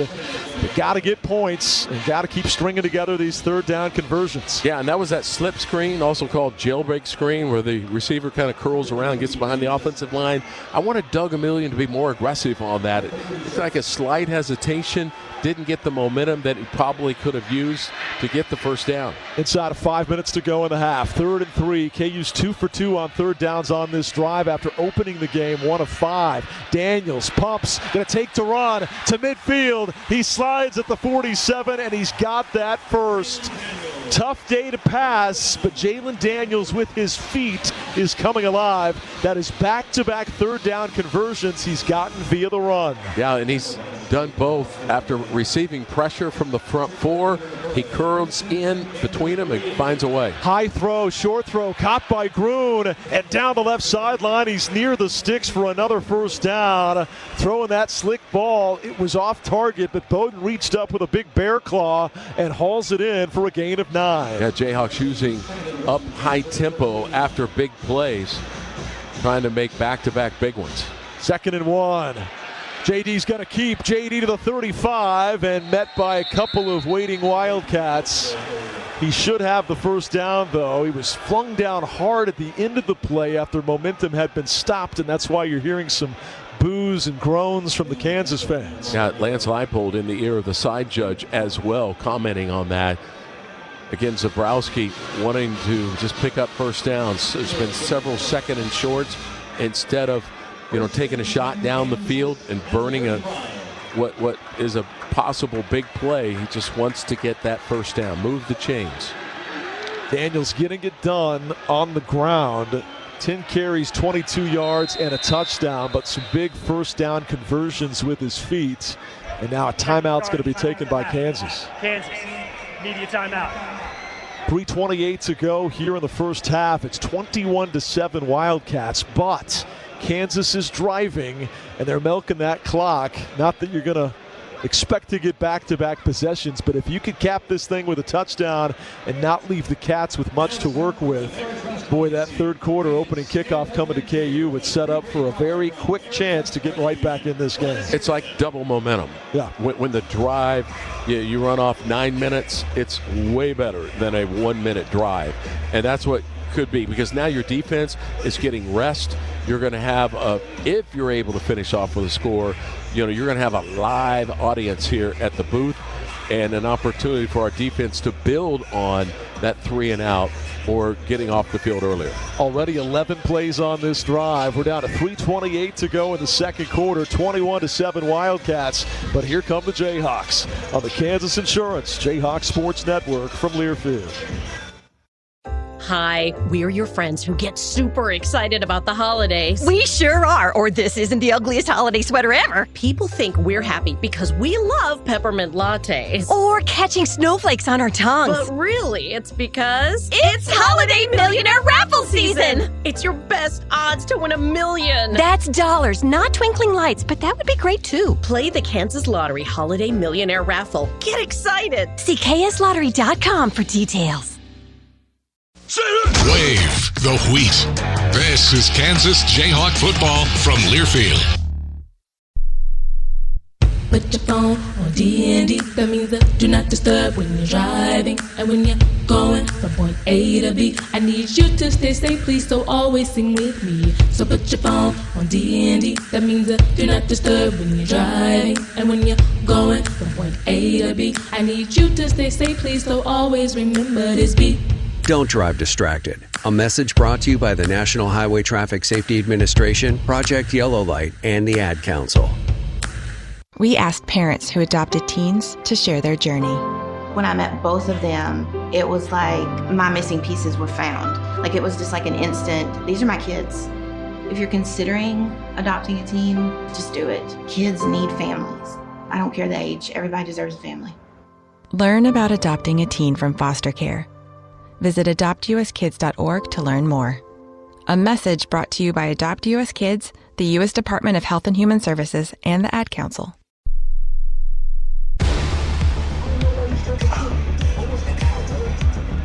.328 to go here in the first half, 21-7 Kansas State. This game has been played in a steady rain. It's a light rain, but it's been steady ever since about 30 minutes prior to kickoff. And it's a wet track to be sure. It's led to fumbles on both sides, but the Cats' big swing play in momentum was a 20-yard scoop and score on special teams following a bad snap.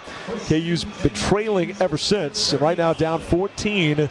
But with 3:28 to go in the half, and this will be the 12th play of this drive. Handoff, Highshaw, rushing right side, sheds a tackle, still churning those legs, and dives inside the 30, down near the 29-yard line. Give him 6 when he could have had 1. Love that second effort by Highshaw. Yeah, Austin Romaine, K-State's best player, had a blitz on that, got to Highshaw in the backfield, and tried to wrap up both legs, was unsuccessful.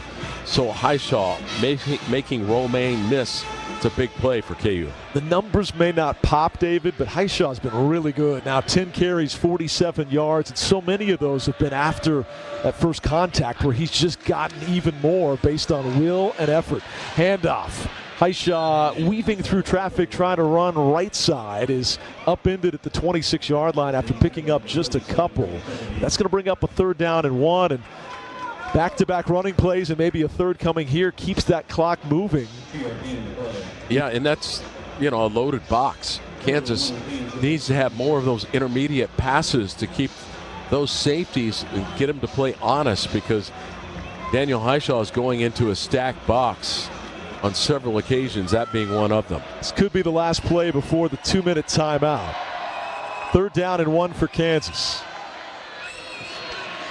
13 plays on this drive. Daniels deep ball. He's got a chance at a TD, but it's incomplete. A penalty flag comes in. Boy, they had 3rd and 1, and they went for the jugular there, and it's going to be a hold on Kansas. Yeah, Highshaw holding Romaine, I believe. Boy, you think back to the missed 3rd and 1 in the third quarter a week ago. Holding, offense number 9. 10-yard penalty, still 3rd down. Now you're going to have 3rd and 11 here. They tried to get unpredictable in a predictable down and distance play here with a play action drop back, and it takes us to the 2-minute timeout, but that's one I bet they'd love to have back, because you wind up having to hold and suddenly you're looking at 3rd and 11. Good news is you may be looking at 4-down territory, and maybe you approach it as such coming out of this 2-minute timeout. Yep. Here up at Rally House today, you can shop an outrageous selection of Jayhawk apparel, headwear, tailgating gear, and more. KU Game Day starts with Rally House. 21-7 Kansas State, but the Jayhawks driving here have a crucial 3rd and 11 when we come up. KU 4 of 8 on 3rd downs today, but they've been really good on this drive. 3 for 3 on 3rd downs on this possession. It's Kansas Jayhawk football on the Kansas Insurance Jayhawk Sports Network from Learfield. If you are a fighter, Modelo is your reward. So listen close. You put up with a lot, but you always hold it down for your people. You are strong. You are fearless. You are the baddest on the block.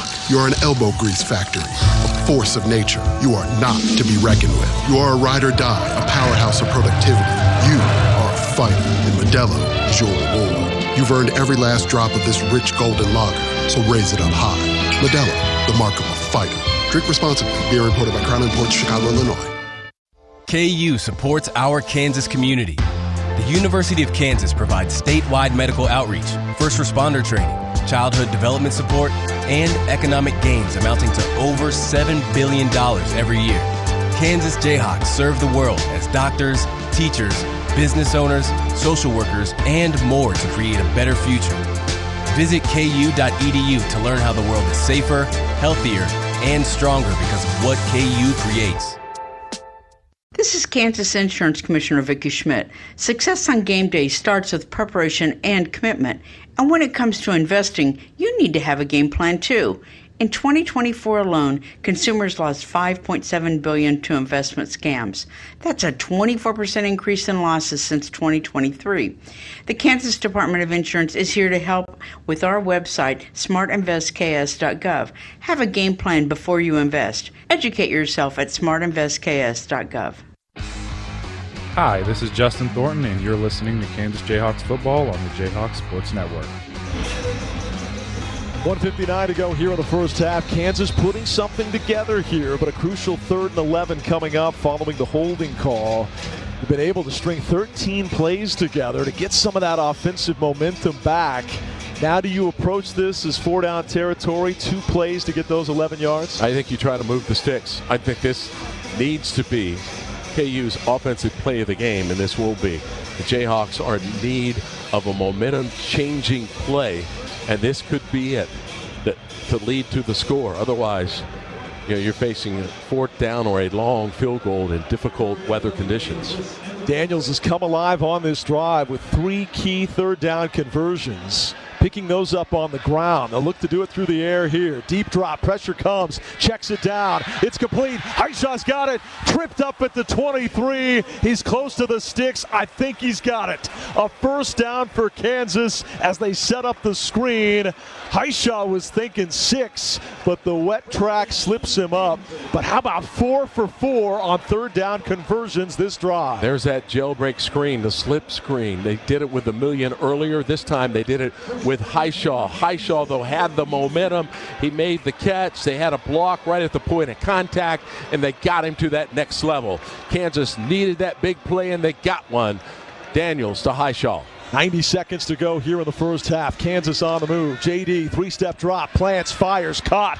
Koepka on the edge, curls around his man, dives down near the 15-yard line, and a solid 7 yards right there puts Kansas inside the Kansas Lottery Red Zone. Visit playonkansas.com for more information, and let's play. 5-yard hitch, except Koepka, after making the catch, he curls in towards the field of play, not towards the sideline like many receivers do, and it worked out well for him. What a drive this has been, occupying the bulk of the second quarter clock here. Now you've got a 2nd and 3 from the 15 of KSU. JD's going to keep, rushes right side to the 10, inside the 10, hit hard at the 5. It's going to be 1st and goal for Kansas. Daniels again delivers with his feet. Yeah, and they got the block by the tight end, Bowden Gruen.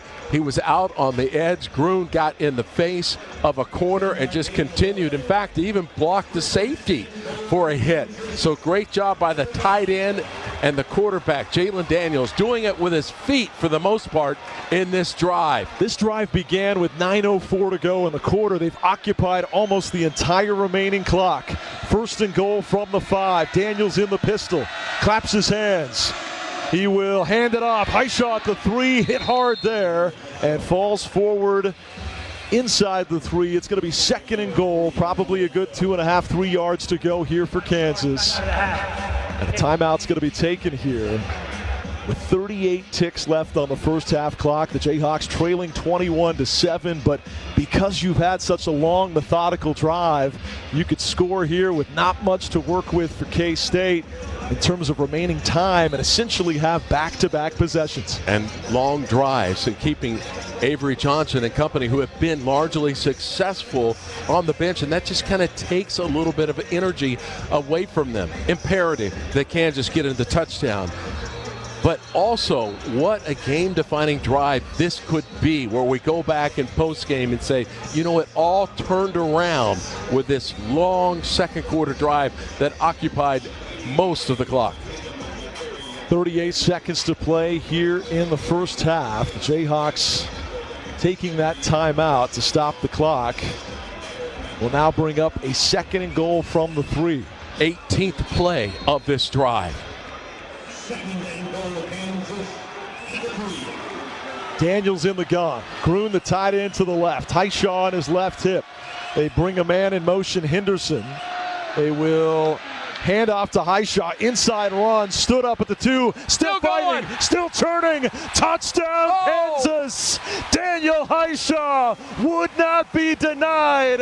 And he scores. Touchdown, KU. He ran right through their best defender. Austin Romaine had him stood up at the 2-yard line. But Highshaw continued to get his feet moving and moving and moving, getting a little help from the offensive line. And he willed it in for the Jayhawks. That drive amasses 8 minutes and 34 seconds on 18 plays. They travel 85 yards. And now Laith Marjan, who's been perfect this season, comes out for the extra point here.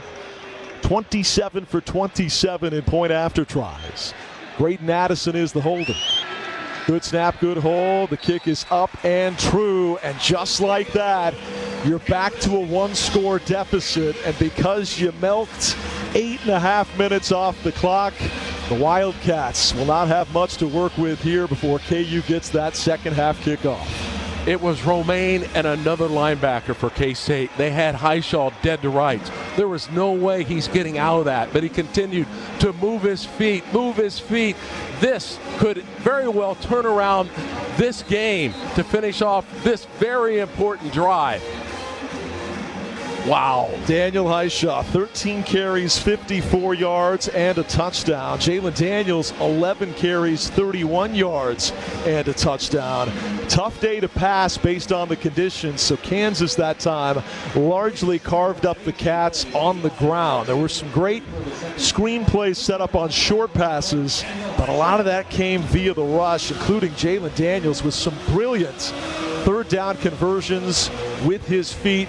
They were 4 for 4 on third downs on that drive after previously starting the game 1 of 5 in third down conversions. K-State had a corner blitzing off of the edge, got into Highshaw's feet. Romaine hit him right around the chest. No way you get out of that. Somehow he continued to break free of the low hit and then get through Romaine to score the touchdown. Laith Marjan with some extra oomph behind that kickoff. It's caught 1 yard deep in the end zone. They'll bring it straight forward across the 25-yard line up near the 28-yard line. The Wildcats will take it a return of 29 yards, and it burns 6 full seconds off the clock. Let's go to our resident expert with running backs. I mean, you and I have been the president and vice president of his fan club for years. What do you think of that play? That was an incredible run. You know, he really set the tone on that drive by grinding out yards every opportunity he got. This team really needed that effort. Time of possession, Kansas doubling K-State 20 minutes to 10 minutes. Officially a return of 23, as they say. He got it out to the 23-yard line, did lock it. And they're going to hand off to Jackson here. Play it conservative this deep in your own territory. He'll rush it left side toward that left tackle area for 3 yards, and that should set the clock in motion and be the final play of this first half. Well, started great. Rough in the middle with the special teams turnover and 3 straight K-State touchdowns, but KU finishes with a momentum capturing drive to pull to within 7, and they'll have the ball to start the second half. Here's Brandon McAnderson with head coach Lance Leipold. BMAC getting in position now. Hey, Coach, big response there, 8-minute drive. How do you keep it going in the second half? Yeah, that was a big drive for us. Settled down a little bit. Jalen made some big plays. Daniel competing his tail off. You know, we got to settle down. Obviously, some turnovers and ball security issues. We got to just tighten it up. It's going to be a 4-quarter game. Thanks, Coach. Love the comments right there. It's going to be a 4th quarter game. We just got to settle down. And I really think that's what was those 21 straight points by the Wildcats. You saw Kansas just a little bit amped with the wet field, couple of fumbles. You saw the Jayhawks a need to settle down, and when the defense got a big stop that not only forced a punt but took away a field goal try for the Cats, a little bit of momentum came back to the Kansas sideline, and the way Jalen Daniels was able to start picking up those third downs, there's some great third down runs, I think gets that settle down factor that Lance was talking about. Well, KU's got their work cut out for him, but what a momentum changing drive and a play that's got me fired up. I'm ready to go. Let's go. I mean, Daniel Highshaw, he goes through not 1 but 2 defenders, their best defender, to score that touchdown. I mean, you couldn't ask for more things to convince your team that he's ready to battle for his team. We've got a whale of a halftime show for you. We're going to have a chance to break down some first half highlights. Kerry Meyer will join us. We'll hear from the Kansas Securities Commissioner as well. All that and more straight ahead. Hawks are back in it, down 7, and get the ball to start the second half in this 123rd installment of the Dillon Sunflower Showdown. 21-14 Wildcats on the Kansas Insurance Jayhawks Sports Network from Learfield. At Dillon's, you never compromise. You get high quality and low prices. Like you never compromise your meal with our spring salad mix, guaranteed fresh. And you never compromise your budget with low prices in every aisle. And you never compromise your appetite with our golden brown bread that's baked fresh in store. And you never compromise your wallet with our low prices. Dillon's shoppers never compromise. Dillon's. Fresh for everyone.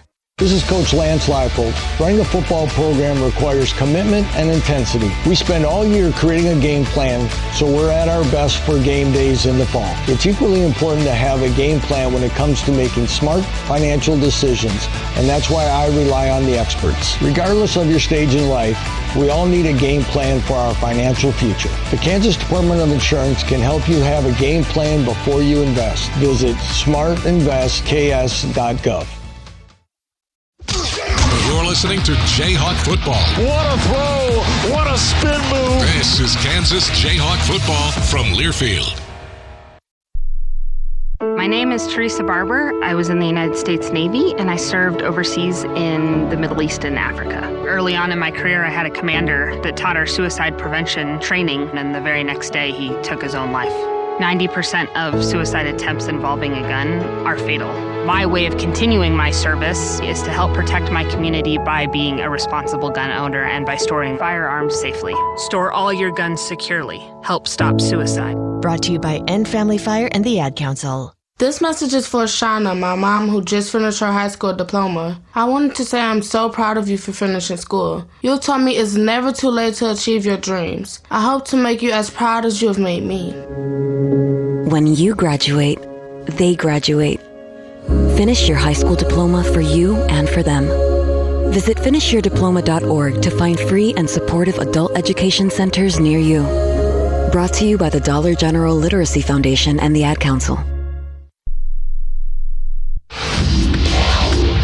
Welcome to the Kansas Jayhawk Halftime Show on the Jayhawks Sports Network from Learfield. Coming up, a breakdown of the action so far, a check of scores from around the nation, and a look ahead. Now, let's go back to the stadium.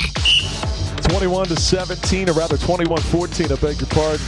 Kansas State leading Kansas. The Jayhawks with a terrific 8.5-minute drive to close out the first half, cut the deficit at half, and pull to within 7. Has us at 21-14 here at the break. First half recap is brought to you by Sun Graphics, a proud printing partner of Kansas Athletics. And boy, this game could not have started better for Kansas. You give K-State a taste of their own medicine with a big play on special teams on this fumble recovery on the game's opening kickoff. This place was jumping just 4 seconds in. End over end kick, angling toward the left side. It's a short kickoff, and Norberg to bring it out from the 2-yard line. Upended, ball comes out. KU's got it. It's a fumble on the opening play. 4 seconds in, and here comes Kansas. Bryce Norberg out of Olathe South on this wet field, rain coming down, hit hard. Jalen Dye with a nose on the ball that time. KU would get it. They would take over at the 25-yard line. And moments later, Jalen Daniels fumbled breaking the plane, but they say he crossed the goal line before the ball came out after replay review. Here's how it sounded, capping a 5-play, 25-yard drive. First down would come at the 2. JD fakes the handoff. He's going to roll, cuts it back at the 5, to the 2, to the 1. He fumbles. Did he score first? Yes. Touchdown, Kansas. Touchdown, Jalen Daniels. He broke the plane before the ball came free. Touchdown, Jayhawks. They had about a 2 or 3 minute lengthy replay review, but ultimately determined call on the field upheld, touchdown Kansas. Laith Marjan's extra point was good, 7-0 KU. Then came the stretch of the game where the Cats kind of stuck their chests out a bit. They go on a 7-play, 82-yard drive that was capped by an Avery Johnson 2-yard QB rush touchdown. Took just 3 minutes off the clock, but just like that, the game is tied. Their defense comes out on the field, gets a quick stop of the Kansas offense, and then a low snap from Emory Duggar was booted as it skipped into the hands of Finn Lappin. He kind of spilled it forward into the waiting hands of the Wildcats, and Ortiz picks it up, rushes 20 yards, gives them the go-ahead score. They tack on another touchdown on a 5-play, 72-yard drive when Johnson hooked up with Tibbs from 27 yards out. Suddenly it was 21-7. That was with 12 seconds to go in the first quarter. You still had a ton of football to be played, but KU needed to settle down, as Lance Leipold said, and settle down they did. After the Cats were forced to punt it away following a set of downs that began inside the Kansas 35. KU defense forced a punt, not a field goal there. The Hawks would take over on the 15-yard line, and what they would do from there gives you a lot of hope and a lot of confidence heading to the second half. 18 plays, 85 yards on the drive. The biggest of plays was the touchdown by Highshaw. Let's skip to the end of that drive in the interest of time. Here he was, Highshaw to the end zone to cut that deficit in half. Daniels in the gun. Gruen, the tight end, to the left. Highshaw on his left hip. They bring a man in motion, Henderson. They will hand off to Highshaw. Inside run. Stood up at the 2. Still fighting. Still turning. Touchdown, Kansas. Daniel Highshaw would not be denied. And he scores. Touchdown, KU. He ran right through their best defender. Just a second touchdown of the year, but maybe the best one we've seen since, the Duke game, going back a few years. That was awesome from Daniel Highshaw. That makes it 21-14. That's where we sit right now. When we come back, we'll have a couple of special conversations for you, including KU's all-time receptions record holder, Kerry Meyer. That's next. You're listening to Jayhawk football in the Dillon Sunflower Showdown. 21-14 Cats at the half on the Kansas Insurance Jayhawk Sports Network from Learfield. Just like Lance Leipold and his coaching staff place their best players in the right positions for success, so does the Brush Group. With our multi-company marketing team of Sun Graphics, Don Levy Litho, and Brush Art Corporation. Sun Graphics is the proud printing partner of Kansas Athletics and is known for marketing support that is nothing short of exceptional. Make sure you're scoring a touchdown with all your marketing efforts by contacting Sun Graphics today. Proud sponsor of Kansas Athletics. I am the greatest fan in KU history. I'm the greatest fan in K-State history. I only wear crimson and blue. I drive a purple car. This will never be settled. That's why Kansas Lottery has the Rivalry Riches Scratch Ticket. You could win up to $50,000 instantly and great game day experiences through the Kansas Lottery Play-On app. I have a Jayhawk tattooed on the arm of a Jayhawk that's tattooed on my arm. All my children are named Willie. See kslottery.com for details. You're listening to Jayhawk football. What a throw! What a spin move! This is Kansas Jayhawk football from Learfield. Don't act like that. Don't wear that. Don't think that. I've heard everything you tell yourself every time you felt different. And I want you to know that you can be vulnerable and powerful. That taking care of your mind is taking care of everyone you love and who loves you. Love your mind. Find mental health resources at loveyourmindtoday.org. Brought to you by the Huntsman Mental Health Institute and the Ad Council. I'm a pretty great multitasker. I can wash dishes and do laundry. I can roller skate while walking my dog. I can even order lunch while doing my homework. But I can't use my phone while driving. A distracted driver is one of the leading causes of death in the United States. So when it comes to driving, please, don't be a multitasker. Don't drive distracted. A message brought to you by the National Highway Traffic Safety Administration, Project Yellow Light, and the Ad Council.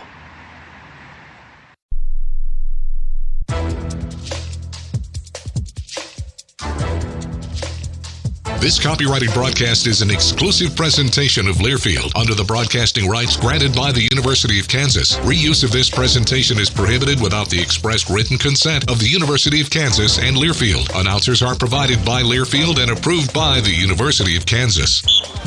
21-14 K-State at the break, but the Jayhawks with some late half momentum back to within 7, and they get the ball to start the third quarter. David Lawrence had a chance to catch up with Vicki Schmidt, the Kansas Insurance Commissioner. Here's their conversation. We are now pleased to bring in the Kansas Department of Insurance Commissioner Vicki Schmidt. Commissioner, welcome back to the Sunflower Showdown. What do Jayhawk fans listening need to know about steps that they can take to avoid investment fraud? Well, I'm so glad to be back, David. I love talking about the work that I am so privileged to do each and every day. So I really appreciate this opportunity. For your listeners who may not know, as Kansas Insurance Commissioner, I regulate the insurance and securities industries right here in Kansas. I'm the referee, if you'll allow me a sports metaphor or two. This is my second term leading the department, and I realized early on that one of our bigger challenges was just getting our message of what the department does to combat insurance and securities fraud out there. One of the things we identified was a need for a source of information for investors, both new and old, to make smart investment decisions, which is where our website, smartinvestks.gov, comes in. smartinvestks.gov is there to help you identify the fundamentals of investing and reducing your risk of falling victim to investment fraud. Investment fraud is just skyrocketing. In 2023, the FBI reported over $4.5 billion, that's with a B, lost to investment fraud, and named it the costliest fraud in America. Right here in Kansas, we recently won a case where fraudsters were found guilty of defrauding Kansas investors to the tune of $550,000, of which the majority was recovered. That's just one example, and not every case works out like that. And not all cases of securities fraud gets reported, as some people are too ashamed to acknowledge that they fell prey to a malicious scammer. My point in telling you all of this, David, is that I want people to know how costly investment fraud can be, and that your listeners can avoid making themselves an easy target for fraudsters by making a game plan before they invest. SmartInvestKS.gov can help you or a loved one avoid falling victim to scams and fraud by educating on what to look for legitimate investments versus fraudulent investments. Some of the signs to look for and pay attention to may seem fundamental, but you would be surprised the number of times Kansans fall victim to basic schemes from fraudsters. Yeah, and to continue with football analogies, Vicki, the department has said the odds of getting your money back from an investment scam are about as good as becoming a pro kicker making a 60-yard field goal. Tell us more about what that means and why it's so important to have a plan. Well, that is true, David. What many listeners may find alarming, and I know I certainly did, is that if you are someone who has fallen victim to a fraudulent investment, you have less than a 7% chance of recovering your investment. It really stresses the importance of having a game plan before you invest so that you know when to throw the flag on fraud. And with that, I think I've hit my quota on referee figures of speeches for this interview. We know it can be challenging to figure out if an investment is legitimate or not, particularly if we're looking at what is referred to as an alternative investment. That is investments that are not bonds or stocks on the exchange. That's where we come in. While we can't give you specific investment advice, we provide resources to empower and educate yourself on the different kinds of investments, as well as the most common types of fraud that go along with them. I strongly encourage both rookie and veteran investors alike to visit smartinvestks.gov to learn more about how to protect themselves against fraud. And again, I want to stress that there are legitimate investments in these areas, but it's important that you do your own due diligence before turning over your hard-earned money. Vicki Schmidt, thank you so much for joining us. And it's great to talk to a person. Rock chalk. Rock chalk. Schmidt with our David Lawrence. 21-14. Kansas State leads at the half. More coming up on the Kansas Insurance Jayhawks Sports Network from Learfield. Hi, we're your friends who get super excited about the holidays. We sure are, or this isn't the ugliest holiday sweater ever. People think we're happy because we love peppermint lattes. Or catching snowflakes on our tongues. But really, it's because... It's Holiday Millionaire Raffle Season! It's your best odds to win $1 million. That's dollars, not twinkling lights, but that would be great too. Play the Kansas Lottery Holiday Millionaire Raffle. Get excited! See kslottery.com for details. Wave the wheat. This is Kansas Jayhawk football from Learfield. The Jayhawks have been lighting up scoreboards, well, since scoreboards were invented.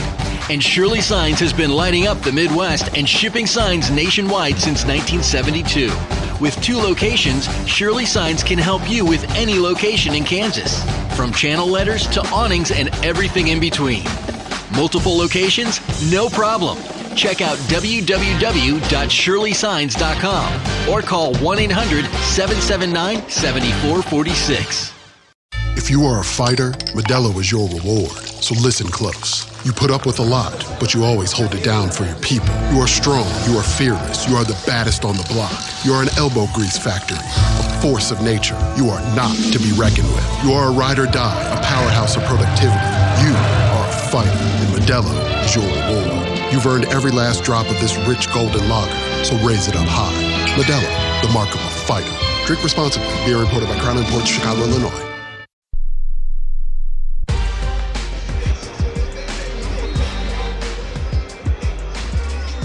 Welcome back to Jayhawk football. KU trails K-State 21-14 at the break. You've been listening to the halftime show. The second half's coming up. Kansas Insurance Jayhawk Sports Network from Learfield. Get a great deal on Kubota L and LX Series tractors with performance-matched Land Pride implements to tackle any project. The Kubota L and LX Series are part of the #1 selling compact tractor lineup in the U.S. 0% financing available, or get up to $4,500 cash back on select Kubota equipment now through December 31st. Kubota, Land Pride, and the Jayhawks, a winning combination. Visit GoKubota.com for full disclaimer. Visit GoKubota.com for a participating dealer.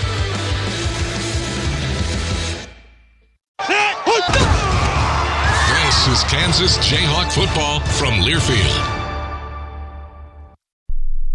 How serious is youth vaping? Irreversible lung damage serious. 1 in 10 kids vape serious, which warrants a serious conversation from a serious parental figure like yourself. Not the seriously know-it-all sports dad or the seriously smart podcaster. It requires a serious conversation that is best had by you. No, seriously. The best person to talk to your child about vaping is you. To start the conversation, visit talkaboutvaping.org. Brought to you by the American Lung Association and the Ad Council. And here's Heather with the weather. Well, it's beautiful out there, sunny and 75, almost a little chilly in the shade. Now, let's get a read on the inside of your car. It is hot. You've only been parked a short time and it's already 99 degrees in there. Let's not leave children in the back seat while running errands. It only takes a few minutes for their body temperatures to rise, and that could be fatal. Cars get hot fast and can be deadly. Never leave a child in a car. A message from NHTSA and the Ad Council. Let's take a look at some first half stats. Brought to you by Bud Light, proud sponsor of Kansas Athletics. Easy to drink, easy to enjoy. Kansas State leads Kansas 21-14. Rushing yards, K-State 11 for 56, Kansas 27 for 79. Total yards, KU with 150 total yards on 45 snaps. K-State getting 176 yards and nearly half that snaps, the number of snaps. So the Jayhawks occupy the clock, 20 minutes to K-State's 10 minutes, and Kansas, via that last drive, being successful on third down, 5 of 9 for the game. Passing JD, 10 of 18 for 71 yards. Brian, there's a couple of keys. Which defense will make the other team's quarterback more uncomfortable? K-State certainly won that in the first half. JD more uncomfortable than Avery. But a second key was Daniel Highshaw being this lead for Kansas and leading them to victory. That may have been the best and most important 3-yard rush that I've ever covered in my history at Kansas. Wow. So we need to make Avery more uncomfortable this second half and more Daniel Highshaw. And I don't think that's hyperbole. I mean, you've been doing this for 43 years in the booth, 49 years with the program. And you say something like that, I know you mean it. It'll be even bigger in all caps and bold font if it's the touchdown that gets KU back on a path to winning this game and snapping a 16-year skid to the Cats. Kickoff to start the second half goes over the head of Emmanuel Henderson and out the back of the end zone. The Jayhawks will take it at the 25, attacking from north to south to start this third quarter. And BMAC, I've been checking the rain by looking at puddles in the north end zone club area, and I'm not seeing a whole lot of precipitation. Very, very light, if any, right? Yeah, not a whole lot, almost none, and it's really been pretty light for the last hour or so, so I think it's in a good place right now. Jalen Daniels was masterful on that last drive and picking up third down conversions, and now with the rain letting up, can he turn it loose? So good with the ground game. We'll see if the passes start to follow. Handoff, Highshaw, inside run along the left hash, will be hit up near the 30-yard line and rip off 5 on first down. His big day continues. Now 59 yards and averaging nearly 4.5 yards a carry. Yeah, a good job by the tight end, Bowden Gruen, but again, Highshaw picking up 2 yards after he is hit, so really 5.5 yards on first down. We'll take that every time.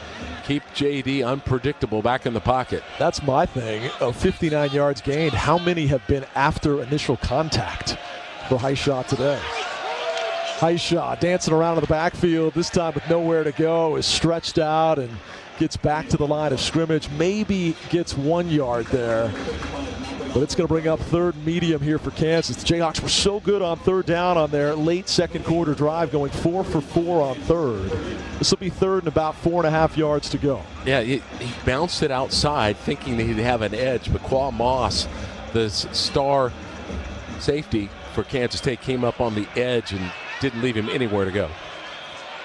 Canty wide to the right, 2 receivers wide left. Now Gruen motioning tight to the right. Highshaw is the running back. Daniels in the gun. 3-step drop, pumps, fires over the middle, but overthrown. It was a little bit high and behind Emmanuel Henderson. He tried to adjust his body. Boy, he had a step, but just a touch off target. It's incomplete, and KU will have to punt it away. Just about 90 seconds into this second half. Yeah, that's a tough one. He was going for the home run, and I like the aggressive nature of that. But he had the yards, to pick it up with his feet, like he did so much that last drive of the second quarter. He should have just taken off and moved the sticks. Jayhawks now on third downs today, 5 of 10. And Finn Lappin to punt from back near the 17-yard line. The Australian punter with other side winding kick. It bounces at the 35 of KSU. They'll field it at the 30 and rush it straight forward for about 10 yards up near the 40-yard line. Go the Cats. And so they'll have good starting field position after a nice stop. Lockett on the return there of 10. 21-14 Wildcats, and that's the start Kleiman was hoping for with a quick 3 and out. Now can DK McDonald's defense do the same? Yeah, that was certainly a big key, that Kleiman put on the bulletin board in the locker room. Let's get off the field and get our offense out there, because they've just been stagnant. They've been stale, and they'll take that momentum back if they can find a way to mount any kind of scoring drive. Brown comes in motion. Jet sweep handoff to him, tries to plant his feet, but KU is there. Austin Alexander read that play like a book and drops him for a loss. Great play by the redshirt freshman. Yeah, what a big TFL by Austin Alexander. I think that Kansas State started the game that way, using Jace Brown with a little end around, but this time Austin Alexander was up to the occasion and up on the line of scrimmage for the TFL. 13 minutes to go here in the third quarter. 21-14 Kansas State. Low snap. Johnson has to go down to get it. Throws quickly. It's caught near the 38-yard line. It's going to be Cure, the Goodland, Kansas 5-star recruit. They get back some of the yardage they lost on the TFL, but it's still 3rd and 11 coming up. So I think Kansas keeps the momentum if they can get off the field defensively. 3rd and 11. What can Kansas do? Avery Johnson has not thrown a pass in a game in forever. How much pressure can we get on it? No sacks for Kansas today. They do have 2 tackles for loss. It's an empty backfield. And the Kansas Jayhawk defensive front showing blitz. Now they fake it and back off. Johnson with all kinds of time. Throws behind his target. Incomplete. He wanted Tibbs, but the pass was off the money. Tibbs tried to reach out with the left hand to pull it in. He could not. And KU gets that punt forced after all. Yeah, clearly an Avery Johnson mistake. He was way off target. The Jayhawks had a blitz, but the Wildcats picked it up very well, and he had Tibbs crossing the middle of the field, just missed him. Nagy standing back at the 20-yard line, awaits the boots. Short kick, high kick, bounces at the 32, takes a KU hop back in the direction of the south end of the field, and not the best we've seen out of McClendon there as the sophomore out of Omaha did not get a forward bounce, and that will be shy of 30 yards even on the punt. They're going to put it down at the 37, so a nice break for Kansas. Yeah, but what a stop for the Kansas defense, because the Jayhawks do nothing on offense, but now just a few minutes later, they have a drive that's starting out at the 36-yard line. So big TFL for Austin Alexander. 21-14 Wildcats, but the Jayhawks will have it on the 36 when we come back. It's the Kansas Insurance Jayhawk Sports Network from Learfield.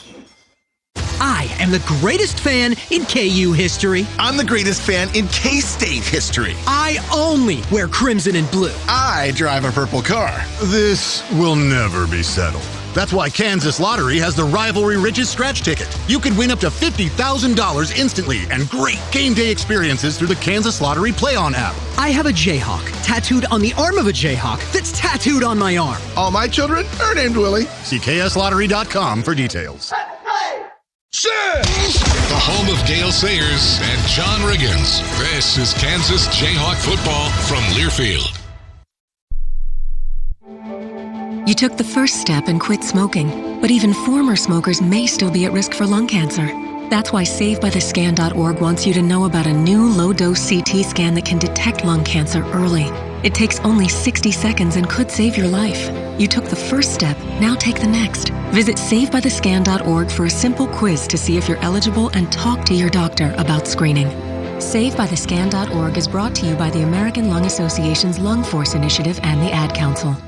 In sitcoms, when someone has a problem, they just blurt it out and move on. Well, I lost my job and my parakeet is missing.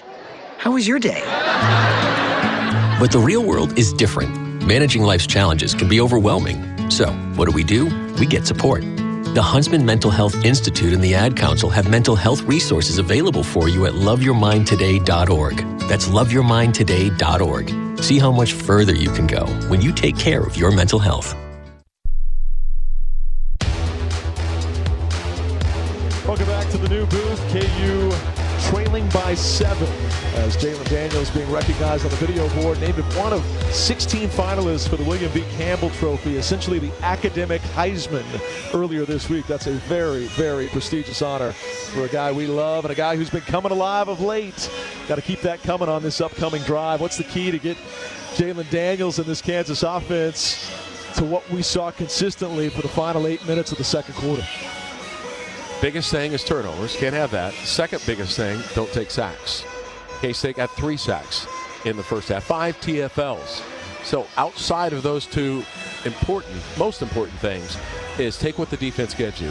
If it's 3rd and 6 and you can easily take off for the first down on your own, then just get that.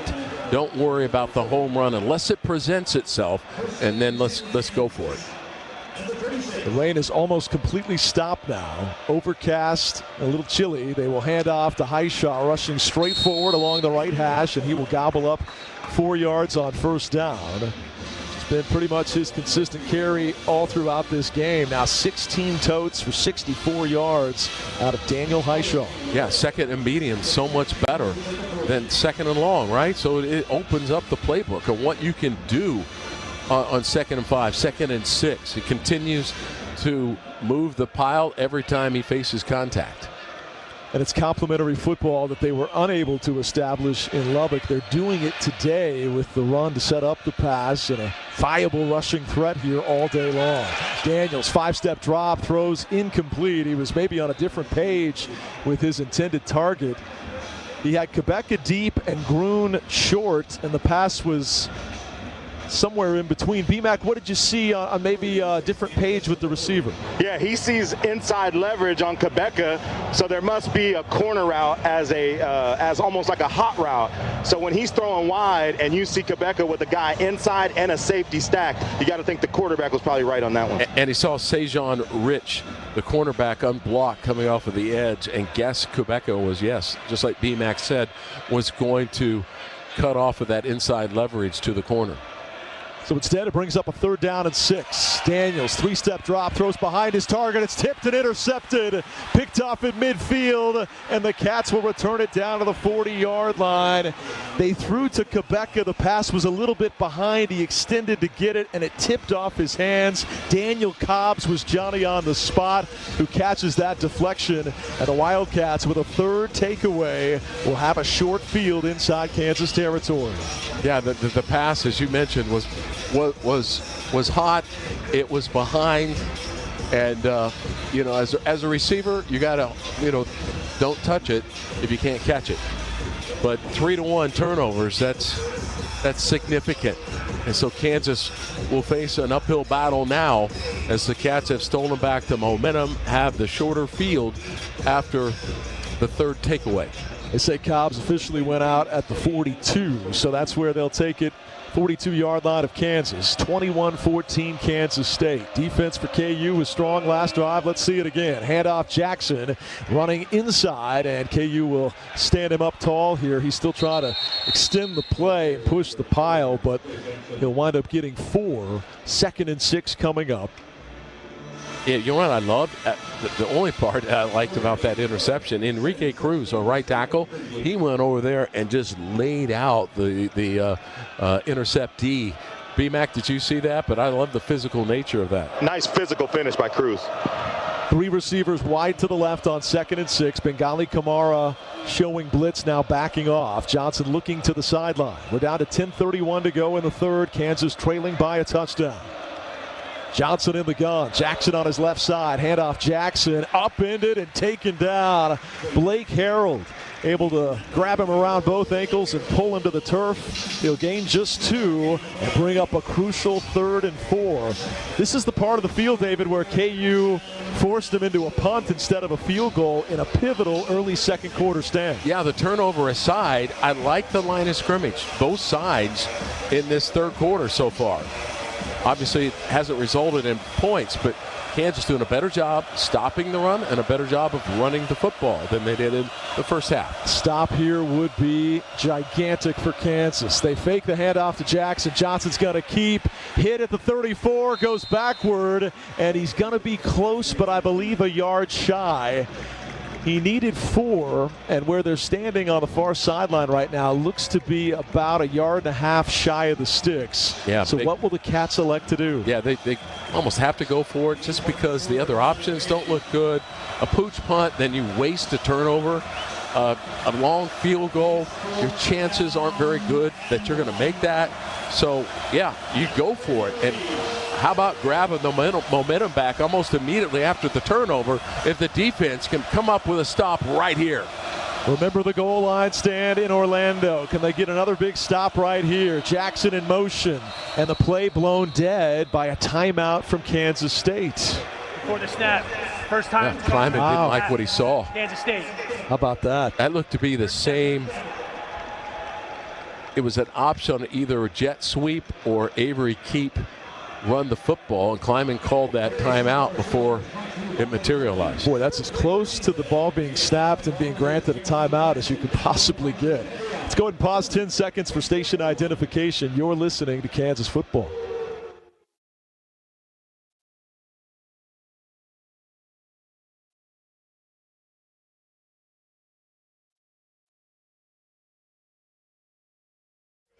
$8:59 to go here in the 3rd quarter. The Jayhawks with a very impressive 2nd quarter drive have cut the deficit in half, but early here in the third. A takeaway by the Cats had their offense in gear in Kansas territory. Can Kansas's defense steal that momentum right back with a 4th and 1 stand right here? It's about 1.5 yards they need. Yeah, let's get the crowd into this game, make some noise, and get this big stop. Avery Johnson motions his running back right side. He's going to keep. He weaves. He dives, and he's got the first. The pride of Mays with a nice decision that time, seeing a gap, sidestepping a Hawk, and diving forward to move the sticks. Yeah, they motioned a man from left to right and got the linebacker to widen out. And then Avery just took off. Boy, he does not waste anything. After he knows he has the line to gain, he will get down. It's not like taking hits. 8:30 to go in the third quarter. Johnson now under center, will turn and hand off, and they'll rush it straight forward for maybe a foot. Marcus Calvin was there to rip down Rice. Tommy Dunn there too, but no running room that time for the backup Wildcat tailback. Clock moving down to 8:10 and ticking. Yeah, I just like the line of scrimmage, Brian. It looks better if you're a Jayhawk fan. Yes. There are not those fluff yards before contact. Blake Harold was also there, so all 3 defensive linemen part of that stop. Entering the midway point of this third quarter, 21-14 Kansas State. Empty backfield, 3 receivers wide to the right. Johnson claps his hands, 3-step drop, looking over the middle, flush to the right, all kinds of time. Now throws, open, caught at the 1. It's Jace Brown, and he's down for a 1st and goal. That time Johnson had plenty of time to allow his receivers to get open downfield, and Jace Brown catches it just outside of the goal line. Yeah, not the pressure. Mason Ellis was playing off a little bit. They'll rush it forward. Rice with a dive, and he is in. Touchdown Wildcats with 7:23 to go in the third. The Cats convert a 4th and short, then get a deep ball of 28 yards to set up a touchdown. And it's a 7-play, 42-yard drive, capitalizing on the interception. Yeah, Avery Johnson was allowed to feel comfortable back there in the pocket, moved around well. He had 3 receivers to his right side. And just nothing happening as far as getting pressure on Avery to get him to throw under duress. Mason Ellis playing a little bit off more than you would like of the receiver. Taylor Portier is the injured Wildcat, their left guard, down at the end of the play. The touchdown completes a 3-minute and 47-second drive that again went 7 plays and 42 yards. And the point after try, once they get Portier tended to here, would give the Cats a chance to go up 14 and match their biggest lead.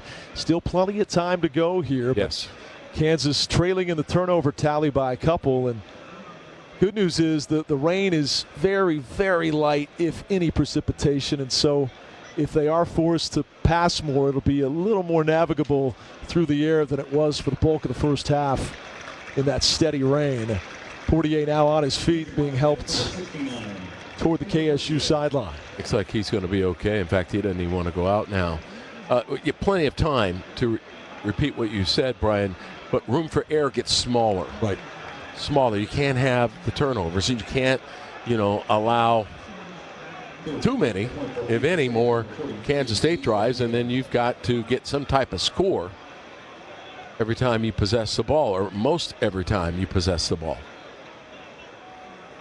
So the Wildcats bring out Luis Rodriguez. He's not missed a PAT all season, and this one also is good. Now, 28 for 28 on point after tries for the K-State kicker, and it is a 28-14 Wildcat lead. Jayhawks have their work cut out for them, but again, you've got the return of Highshot today. That's been a factor. Now let's see if they can get some kind of passing game opened up when we come back. Daniels has started this game on a wet day, 10-21. But one of the finest quarterbacks in KU history, and his last chance to beat the Cats, nobody wants it more than JD, and he'll have a chance to come back and march right back down that field when we return. Visit smartinvestks.gov, an investor education initiative brought to you by the Kansas Department of Insurance. This is the Dillon Sunflower Showdown. Jayhawks trailing 28-14 halfway through this third quarter on the Kansas Insurance Jayhawk Sports Network from Learfield. This is Kansas Insurance Commissioner Vicki Schmidt. Success on game day starts with preparation and commitment. And when it comes to investing, you need to have a game plan too. In 2024 alone, consumers lost $5.7 billion to investment scams. That's a 24% increase in losses since 2023. The Kansas Department of Insurance is here to help with our website, smartinvestks.gov. Have a game plan before you invest. Educate yourself at smartinvestks.gov. Right here in Kansas, Kubota and Land Pride are turning ingenuity into equipment. We have a lineup built to serve the thousands of communities we're a part of by turning fields into farms, dirt into subdivisions, land into legacies. We build equipment the right way so you can build a better life out there. Kubota, Land Pride, and the JAYHAWKS, a winning combination. Visit GoKubota.com for a participating dealer.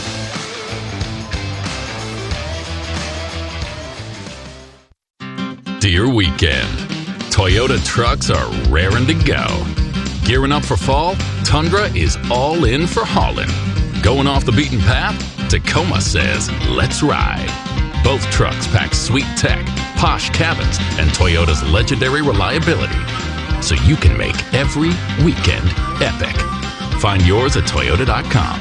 And now, save bucks on trucks all month long. Toyota, let's go places. This is Harrison Hill, and you're listening to Kansas Jayhawk football on the Jayhawk Sports Network.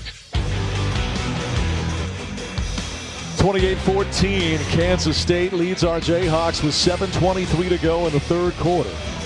Manuel Henderson deep to return this kickoff for the Cats, and Simon McClannon will boot it away here. Following a K-State drive of 7 plays, 42 yards, reverting to a 1-yard touchdown by Rice that's given them a 14-point lead. Kickoff high end over end will be caught at the 1-yard line, but Henderson electing to take the fair catch and the guarantee of 25 yards. Hawks will take it on the 25. Going back to positives, because that's the way to approach that, right? We got plenty of time. This means a lot to all Jayhawk faithful everywhere. We're winning the line of scrimmage. The second half, both sides of the ball, the Kansas State score was because of a turnover and a key 4th and 1 that they converted. So, let's go back. Let's rush the football with Highshaw, move the sticks, and march down the field and get a touchdown. We're just down 2 of them. We can get one here. KU opens in the pistol. Quick throw. Henderson trying to shed a tackler on the left edge. Makes the catch, turns upfield, and gets about 8 on first down. And that's a type of play that, as slippery as Henderson can be, if he breaks that tackle, he could be gone. Yeah, the safety, they were playing cover 1. There was a safety in the middle of the field, and I don't think he can catch Henderson if he breaks the tackle of McIntosh, the cornerback, which he, came close to doing. 28-14 Wildcats. Kansas in the pistol. Gruen now motions out to the left. Daniels to throw. They set up a screen. Pickett breaks a tackle, has the first. He's across the 40, and he's up near the 42-yard line goes Cam Pickett. 10-yard catch and run for the transfer from Ball State. It'll be 1st and 10 for Kansas. Yeah, like the play call. Good adjustment if it's JD. On a late decision, but Kansas State had the blitz in the middle, so he pulls the ball down, throws it out to a wide receiver screen on the left side. We had numbers. We're moving the chains, so good start to this drive. Highshaw on the right side of Daniels. Henderson coming in motion left to right. JD under duress, takes off to run, slips 2 tacklers, and fights hard all the way out near the 49-yard line. Boy, twice it looked like the Cats had him dead to rights, and JD wiggles out of it for a 7-yard pickup. Excellent effort by the senior quarterback. And what tackle did he break? Austin Romaine. Again, K-State's best defender. And Romaine's got something with his hand because he's looking down at that. As maybe that's why that he was not able to maintain a grip on Jalen Daniels. Daniels in the gun. Highshaw to his right. Takes the snap, hands to Highshaw, falls down, and they're going to whistle him down. He thought maybe he could get back up and run, but that's going to be a loss on the play. Instead of 2nd and 3 to begin that snap, it's now going to be 3rd and 5 as left tackle, left guard was being pushed backwards, and he ran into him and immediately dropped to the turf. Yeah, tried a jump cut, and Amir Herring's left foot was out there, and he tripped over that. So certainly going to make this third down much more difficult. Instead of third and very short, we've got nearly 3rd and 5. Still not on K-State's side of the field at the 47 right now, but down 2 scores. Does it become 4-down territory, or is it too early? Yeah, if you feel good about the line of scrimmage, go for it. Daniels back to pass, looking downfield, is going to take off to run, fights, dives, and he's going to be shy by a couple of yards here as he's just shy of midfield, needed to get to the 48 of K-State. Big decision here. 4th and 2 will be the scenario, and the offense is staying out on the field. Wow, this is a big moment in this game, right? JD, I think you'd have been better served if you decided to run a little bit earlier in it. Linebackers kind of came up. He still picked up a couple of yards, but because of the Highshaw trip on 2nd down, it put us behind the curveball. So here we go. Big play. KU 0 for 2 on 4th down conversions today. The Cats got a big one on their scoring drive. Daniels pumps, looks over the middle, throws, catch is made. Cam Pickett coming up huge all the way down to the 44 of KSU. Wow, and there was a lot of checkdowns going on and a lot of time provided to Jalen Daniels. 4-man rush by Kansas State. Easily picked up on the offensive line, and JD checked down to Cam. And Jayhawks, the gamble pays off, much like the K-State gamble, but KU had longer to go for that 1st down. Great throw for Daniels there. You can see his confidence building. And how about the catch by Pickett, who got crunched by Purnell as soon as he hauled it in. 3:15 to go in the 3rd. Hawks down 2 scores. Daniels back to pass, under duress, turns to the right, looking downfield, has to get rid of it, throws high, caught by Pickett, sheds a tackle and gets back down near the 43-yard line to where actually maybe line of scrimmage territory is where he's dropped, but where he caught that ball, David, was 6 yards behind the line. So just to get back to a 2nd and 10 you'll take. Yeah, and how about Highshaw's bone-crunching hit on Rex Van Wy? B-Mac, did you see that? More physical play coming out of number 9, but at least you're not taking a loss on that play. Yeah, he's been peeling guys off the back, especially on the quarterback scrambles. But anytime he's got an opportunity to be physical, you know he's going to do it. Right now, they are looking at a defender for the Kansas State Wildcats. It looked like a non-contact injury for backup Justice Clemens. So K-State team personnel out there on the field. We'll get a chance real quickly here. Had a chance to talk with Kerry Meyer about his role, his team's roles in flipping momentum in the Sunflower Showdown Series, brought to you by Dillon's. Here's our conversation with Kerry.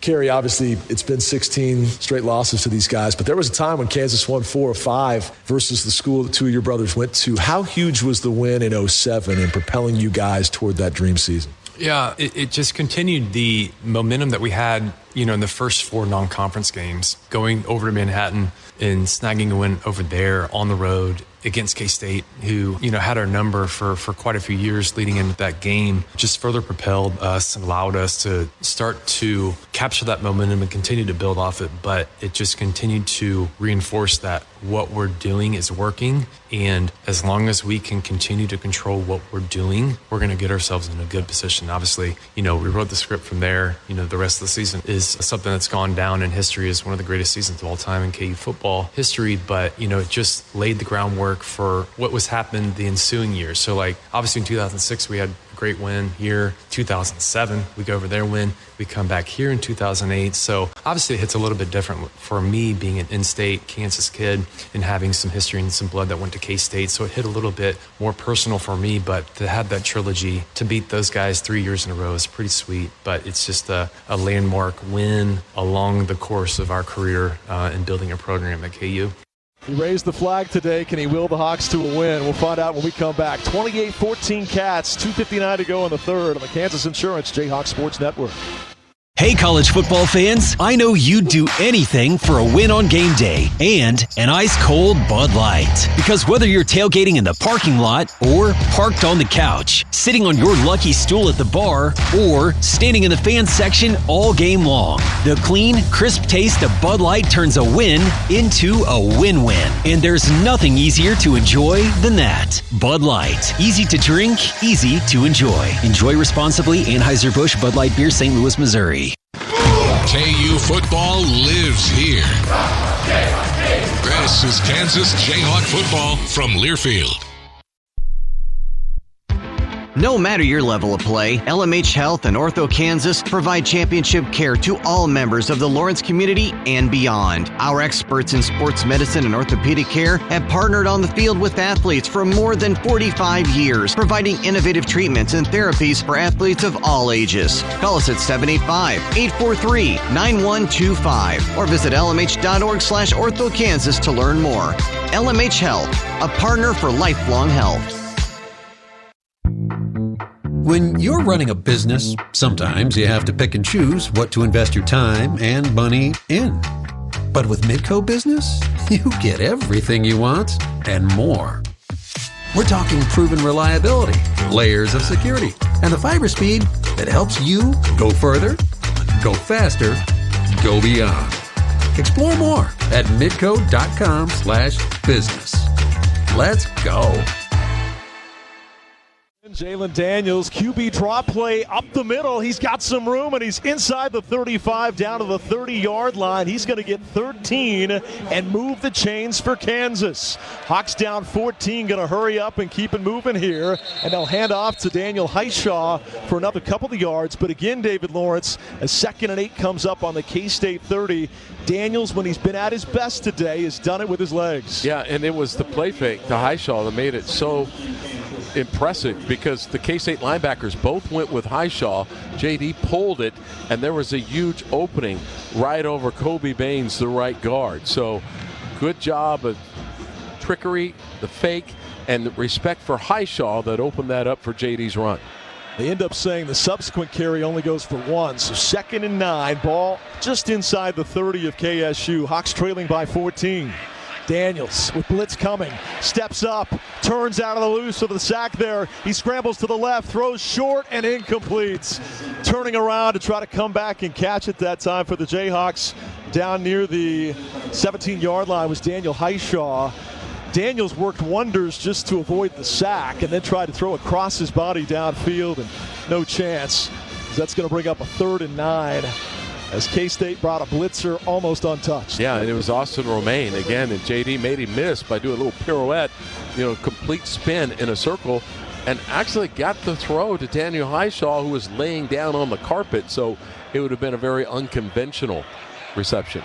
1:31 to go in the third. 3rd down and 9 for Kansas. Hawks 5 out of 12 on 3rd downs. Daniels, deep ball. Was it hit as he threw it?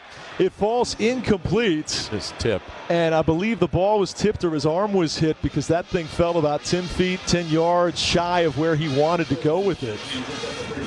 Yeah. They're going to bring out Laith Marjan here to kick this one in the rain from 47 yards. If he hits it, he ties the school record of Dodge Schwartzberg for most consecutively made field goals. Yeah, what JD wanted, he wanted a fade route to Emmanuel Henderson, and the ball got tipped at the line of scrimmage, and it's hard to tell how successful it would have been. It'll be a 47-yard kick from the left hash. Addison the holder. Good snap, good hold. Kick has plenty of leg through the rain. It's on the way. It is good. Money Marjan does it again and ties the school record. 11 consecutive field goals. Yeah, and that was in adverse conditions, because the rain, which had completely stopped, was sprinkling again. So you had that to deal with. And the momentum, it would have been so difficult for Kansas to mount a comeback had they missed that, because then that whole drive would have been a wash, would have been nothing. You'd have got nothing out of it. But as it is, you still need 2 touchdowns, but you came up with points. Now defensively, you got to make a stop. with that made field goal. The good hands at Allstate will contribute to the Kansas Athletic Scholarship Funds for student athletes across all sports. Thank you, Allstate. Thank you, Laith Marjan. What a weapon to have him this year. Now 11 for 11 to open his Jayhawk career, and he's also a perfect 28 for 28 on extra points. Yeah, so obviously with a field goal, he doesn't really grab all the momentum back, but in fact he did it in the rain, which is picking up a little bit.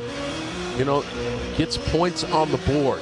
That's the big thing. Still lots of time left in the game. You've got to score a couple of touchdowns or a 2-point conversion touchdown with a field goal. Cats fumbled on the game's opening kick return.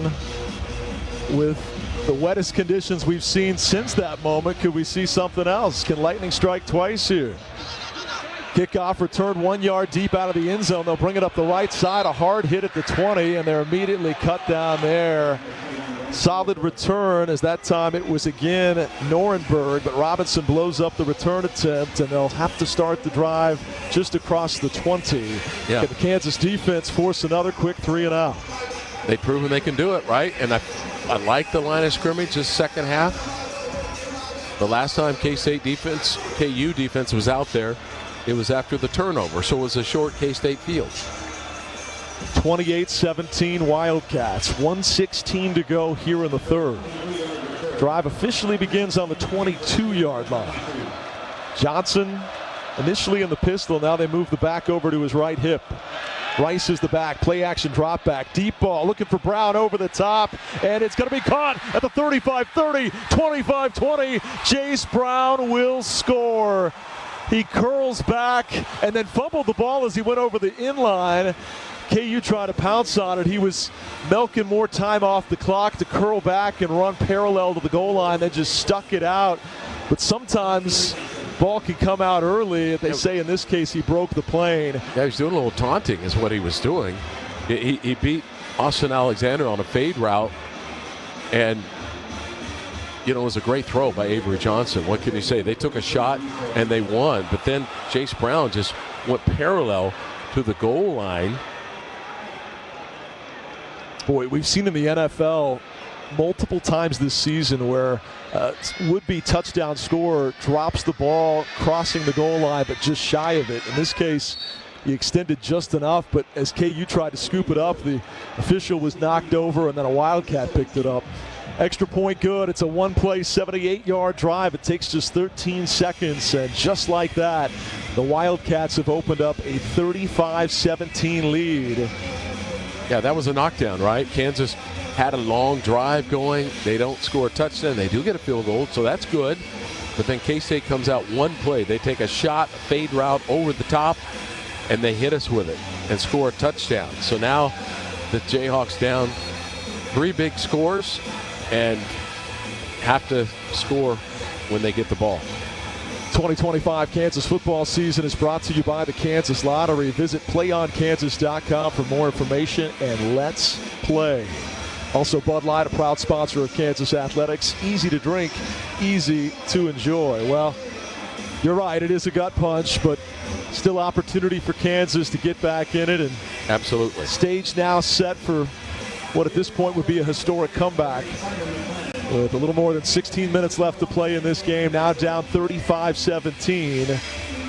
You've got some electric playmakers who can deliver. Can Emmanuel Henderson be one of those guys? They kick it away from him, and Quebeca will call for the fair catch at the 3-yard line, and KU will take it at the 25. So rain picks up, but K-State hits a home run ball. Can Kansas see that home run and raise you a grand slam here and come right back with one of their own?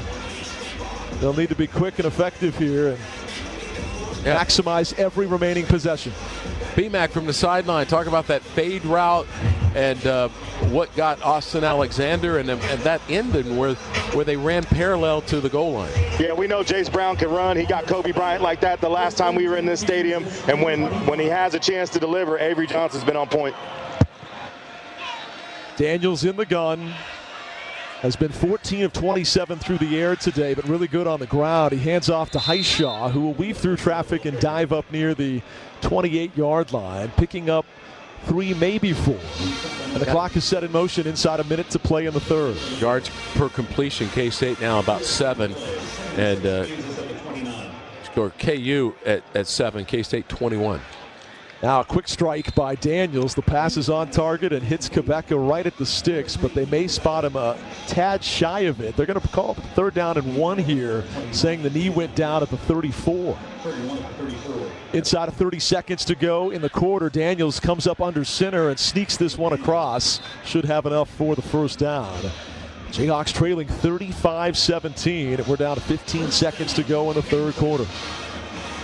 Yeah, I think the timing of the K-State fade route was good. I expected K-State to come out and try to run clock and run the football a lot, but instead they surprised Kansas. They catch them in man coverage on the outside with their best receiver, and they hit us with one.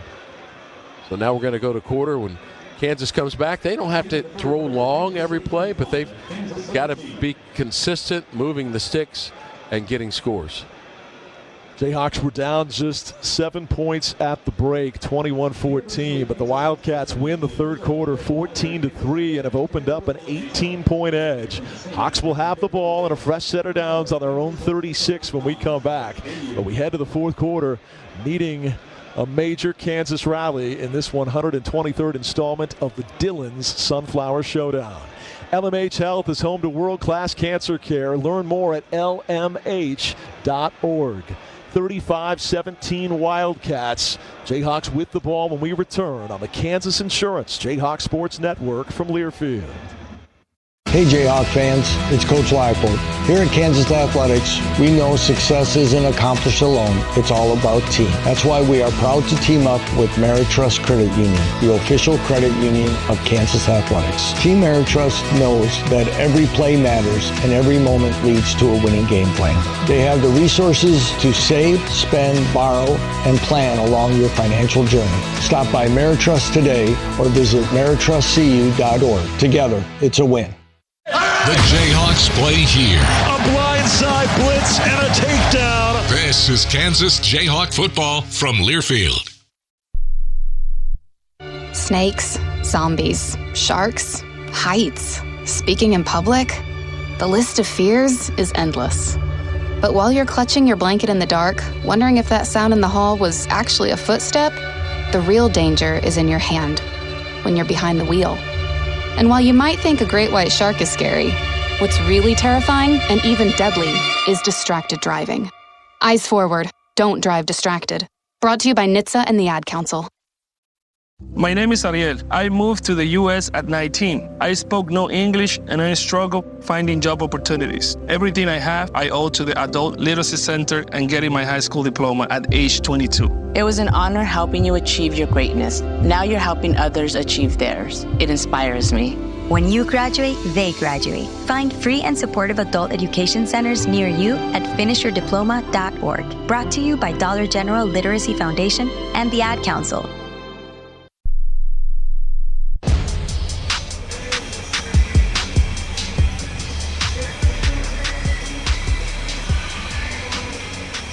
Welcome back to the new booth. 35-17 Kansas State as we head to the fourth quarter. Jayhawks in an 18-point hole, but they do have the ball. They'll have a fresh set of downs on the 36. Got to maximize every remaining possession from here, and they've been very effective running the football, both with Daniels and Highshaw. Might start to enter that portion of the game where you got to get some success down the field. Let's see what comes up here coming out of the mid-quarter huddle up with a 1st and 10 at the Kansas 36. Yes, Kansas needs touchdowns, at least 2 of them, perhaps a third, depending on a 2-point conversion. And you can only get 1 at a time. So there's no play that gets you 18 points. So just move the sticks. You don't have to go for home runs. I like the intermediate routes. I like an occasional Highshaw run, JD run. But let's just keep moving the ball. Empty backfield, 5 wide set. Highshaw comes in motion. Daniels, 5-step drop, checks it down short to Pickett, crossing across midfield. He's up to the 50-yard line and upended there, but gets 14, and that will move the sticks and a nice healthy start to this fourth quarter for Kansas. Yeah, that jailbreak screen, slip screen, slipping in the outside slot. behind the offensive line and a screen action, that's been money for Kansas. That's the third one. Daniels now north of 100 passing yards. Back to pass again, throws, and it's batted down incomplete. He was throwing over the middle in the direction of his tight end. I believe that was Grun, but had to get it out quickly with pressure coming, and the pass batted down. Yeah, we had two receivers within an arm's reach of each other. Yeah, you had Pickett crossing one direction, Grun coming back the other. A heavily trafficked area. Yeah. Ball's incomplete. JD felt some pressure right there, so he rushed that mesh route. 4 receiver set. Highshaw, the running back, to the left side of Daniels. 3-step drop. Throws a wobbly pass that sails wide and out of bounds. Couldn't tell if his hand was hit or was it tipped. But that ball didn't come out clean because, again, he had a hand in his face. His receiver fell down as well. And now 3rd and 10 coming up. Oh, backs are a little bit against the wall on this. You got 3rd and, probably everything's 4-down territory. Be a judgment call, but let's pick it up right here. That looked like it was going to be a back shoulder to Emmanuel Henderson, and he just lost traction in trying to come back for it. KU 6 out of 14 on 3rd downs today. Daniels, deep drop, under duress, spins out of a would-be sack, looking downfield, spins again. He's in trouble, and ball comes out to avoid a sack, and they're going to say incomplete pass. Boy, that was a magic act by Jalen Daniels to avoid the initial sack and then get the ball out to avoid a sack, or rather a takedown that would have had him on the 37-yard line. They rule it an incompletion because you had the tight end Grun in the vicinity. Yeah, how did he know? Because he's being twirled around in a circle to know where Grun was going to be. 14-15 to play, but now a 4th and 10 for Kansas, trailing 35-17 here in the Dillon Sunflower Showdown. And looks like KU may have taken a timeout here with the biggest play call. Exactly. Charge, time out of the half. And the rest of your season coming up right here. Second. Yeah, because of the magnitude of this call, 4th and just a little more than 10 yards. You want to make sure it's your best that you have. Kansas, they could have Jalen punt. Field goal is not within the realm of a possibility. So some type of punt, or go for it, roll the dice, and see if you can pick up a 4th down, which would give you new life. Jayhawks today are 1 for 3 on 4th down conversions. This would be a 4th and 10. They need to get it to the 40-yard line just across it of Kansas State. So it is the offense that is out there. So now it's either going to be a JD punt or he's going to try to throw the football down the field and see how much pressure that Kansas State defensive front can give him. Because JD has been dealing with a lot of pressure when he drops back to pass. Initially, it was an empty backfield, but now Highshaw motions back to possibly help pass protect here with a 4-receiver set on 4th and 10. Henderson wide to the right, outside the numbers. Daniels with pressure coming, steps up, throws low, incomplete. Trying to extend to catch it was Bowden Grun, but the ball bounces at the 39-yard line short and incomplete, and it's a turnover on downs. Cats will take over near midfield, leading 35-17 with 14-11 to play. Yeah, Grun, the ball did hit the hand of Grun right at the sticks, but it's thrown very low. He was covered. B-Mac, just talk about that play, other options that you saw out there, and the outcome and where that leaves us. Yeah, from a cohesion standpoint, none of these things are sticking together. Offensive line got beat on a bull rush. That was the deflection on 2nd down. Outside guy got beat. So JD, it's coming to the point where when they're in true passing situations, our offensive line hasn't been that successful. And Kansas State is not a high sack rate team. They're actually in the 70s. It's just not been a good performance up front by the offensive line so far. 14-11 to play. The Cats are going to get the ball at midfield, already leading 35-17. 14-11 to go here in the 4th. Join Coach Leipold for Hawk Talk coming up on Wednesday at 6 at Johnny's Tavern. They're a great local sports bar from Raymore to Topeka. 13 area locations. Visit johnnystavern.com to find the location nearest you. 35-17 Cats on the Kansas Insurance Jayhawks Sports Network from Learfield. Hey, college football fans, I know you'd do anything for a win on game day and an ice-cold Bud Light. Because whether you're tailgating in the parking lot or parked on the couch, sitting on your lucky stool at the bar, or standing in the fan section all game long, the clean, crisp taste of Bud Light turns a win into a win-win. And there's nothing easier to enjoy than that. Bud Light. Easy to drink, easy to enjoy. Enjoy responsibly. Anheuser-Busch Bud Light Beer, St. Louis, Missouri. This is Coach Lance Leipold. Running a football program requires commitment and intensity. We spend all year creating a game plan, so we're at our best for game days in the fall. It's equally important to have a game plan when it comes to making smart financial decisions, and that's why I rely on the experts. Regardless of your stage in life, we all need a game plan for our financial future. The Kansas Department of Insurance can help you have a game plan before you invest. Visit smartinvestks.gov. Kohl's lowest prices of the season are here, and they're so good. You're gonna wish you had enough hands for a second cart. Save on cozy tees for women, comfy jeans for boys, refreshed essentials for your home, and so much more. Because when prices are this low, self-control is overrated. Shop Kohl's lowest prices of the season and stock up now. Select styles. Offer ends October 26th. Some exclusions apply. See store or kohls.com for details. Hi, this is David James, and you're listening to Kansas Jayhawk football on the Jayhawk Sports Network. Wildcats take over at midfield. They'll hand off on first down, and Jackson is going to be pushed back and ripped to the turf by Keenan Caldwell. Now that's a good start defensively to the drive. That'll be a tackle for loss back near the 44, a -6 to start the possession. Yeah, great job by a guy that's had a very special year. Keenan Caldwell broke through the line of scrimmage and caught Jackson, who tried to get to the perimeter and cut it up the field. But Keenan was able to stop him before he was able to put that foot in the ground.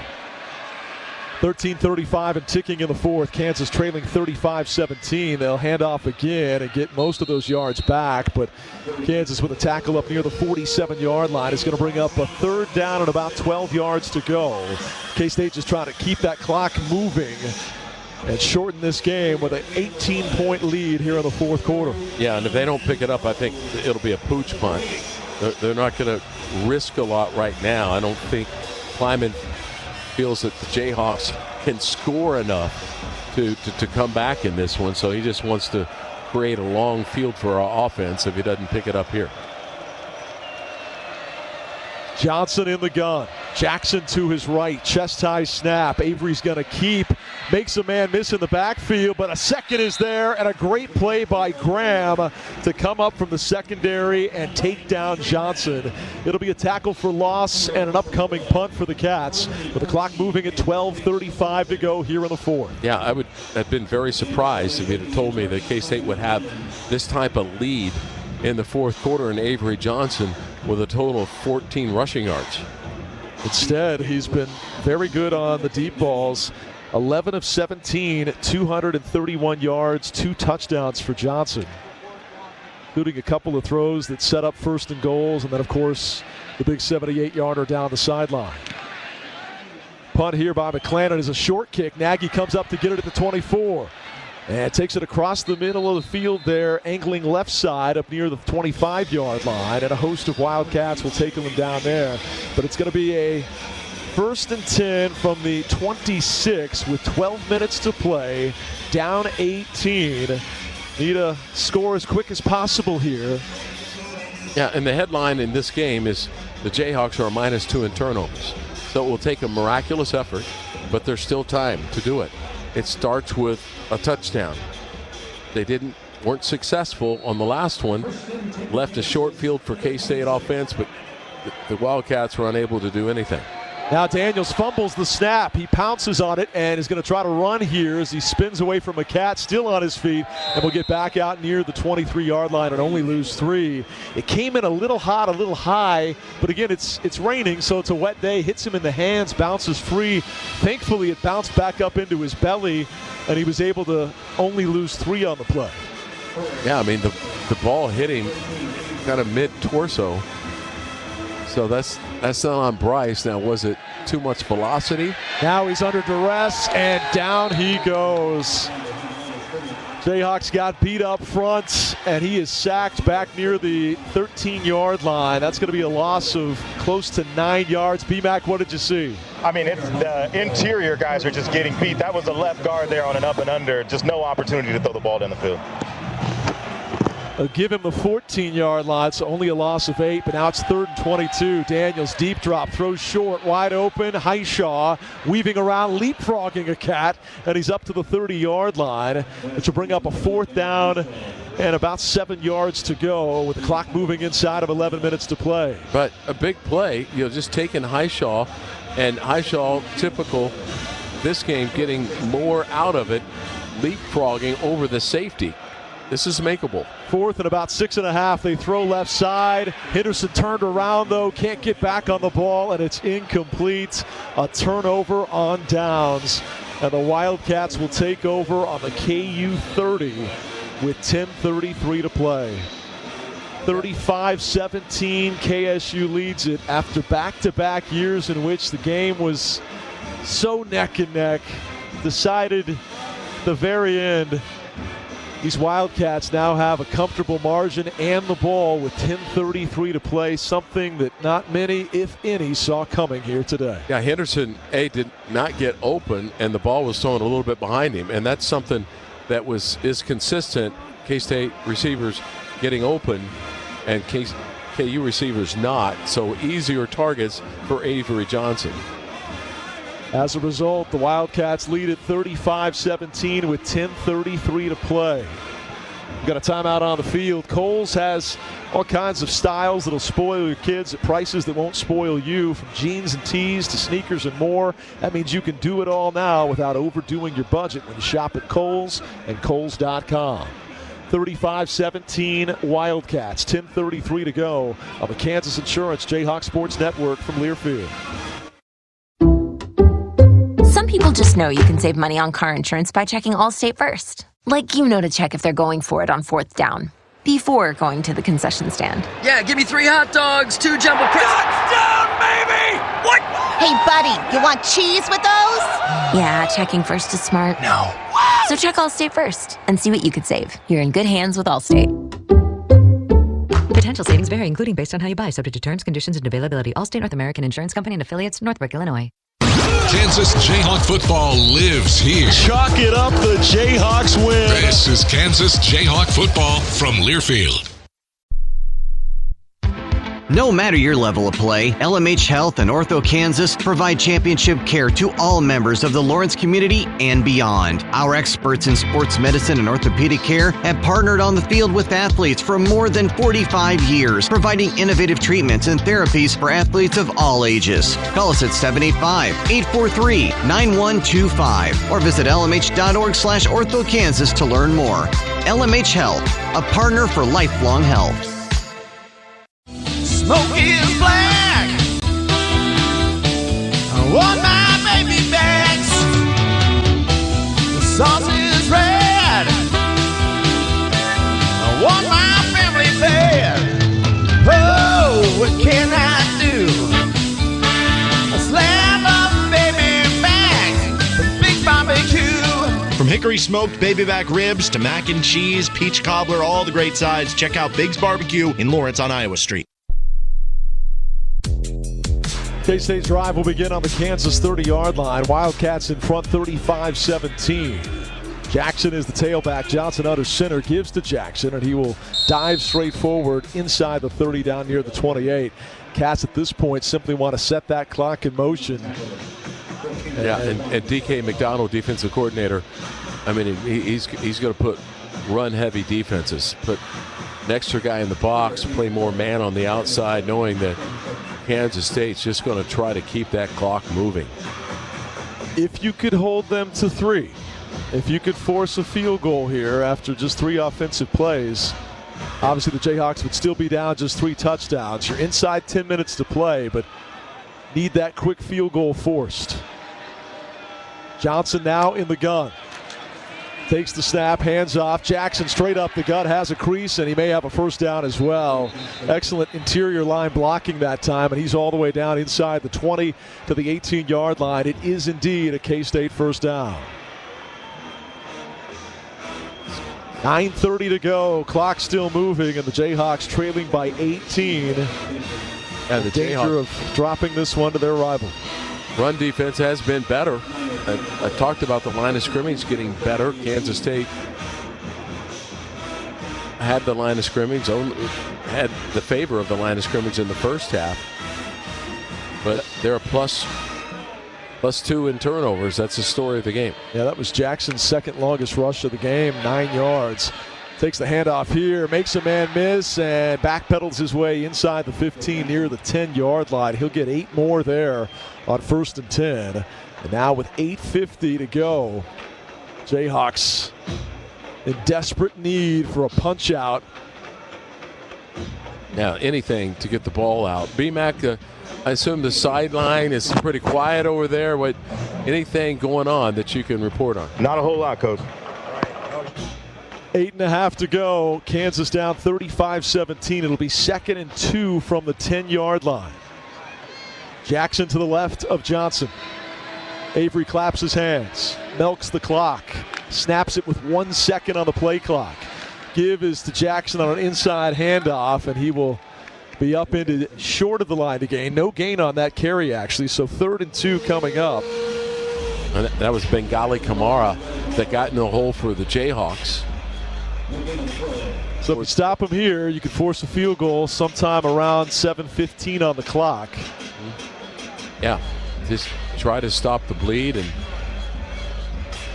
force something that still allows you mathematically something to come back on and make things happen. The ball rolls funny directions, especially in this rivalry. 3rd down and 2. Johnson will hand off. Jackson cuts back, dives, and he's right at the sticks. I believe he's got it. Needed to get to the 8, and he does indeed just move it past the 8 to the 7. So a fresh set of downs, a 1st down and goal from the 7-yard line coming up, and all the while the clock dwindles down to 7:15 and change now. Still ticking with a 35-17 Kansas State advantage. Obviously, the Kansas State just wants to keep that time moving and finish with a score any way they can. Johnson in the gun. This has been mostly a Jackson drive ever since taking over at the 30-yard line. Now Avery's going to run. Tries to get to the edge. Cuts it back at the 5. Flag comes in. And he's out of bounds at the 4-yard line. We've not seen a ton of penalties. Just 2 flags on Kansas State, 3 on the home team. What's the call? Offense number 77, 10-yard penalty, 1st down. Referee Henry Johns marks the hold on the K-State offense. Jayhawks with 2 timeouts remaining, trailing by 18. Trying to get to the edge with Avery and use him as a runner, which creates an extra blocker in it. But they had a hold on their left guard. So now it's going to make it more difficult for Kansas State to rush the ball for a touchdown. Do they put the ball in harm's way by passing in this situation? It also stops the clock if it's incomplete. Knowing Kleiman, I'm thinking he's just handing it off here. Rush, rush, rush. Indeed, they give to Jackson, and he will fall forward for a couple of yards. Already up 18, and in chip shot field goal range for Luis Rodriguez. Worst case for the Cats, they're thinking they're leading by 21. They just want to make sure by the time they kick it back to Kansas, the clock is inside of 5 minutes to play.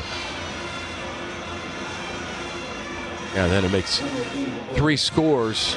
You have to enter into the realm of onside kicks. Right. Which the Jayhawks were able to pull off in a famous game down in Memphis a couple of years ago. Liberty Bowl of 2022. We're down to 5:45 to go here. 2nd and 16, handoff. Jackson stood up, stretched out, and taken down. He'll just get a couple trying to rush it left side. Tommy Dunn and several others were there. And did the Hawks just take a timeout? Indeed they did. Please set the game clock. And 1 timeout remaining. 5, 3, so, 3.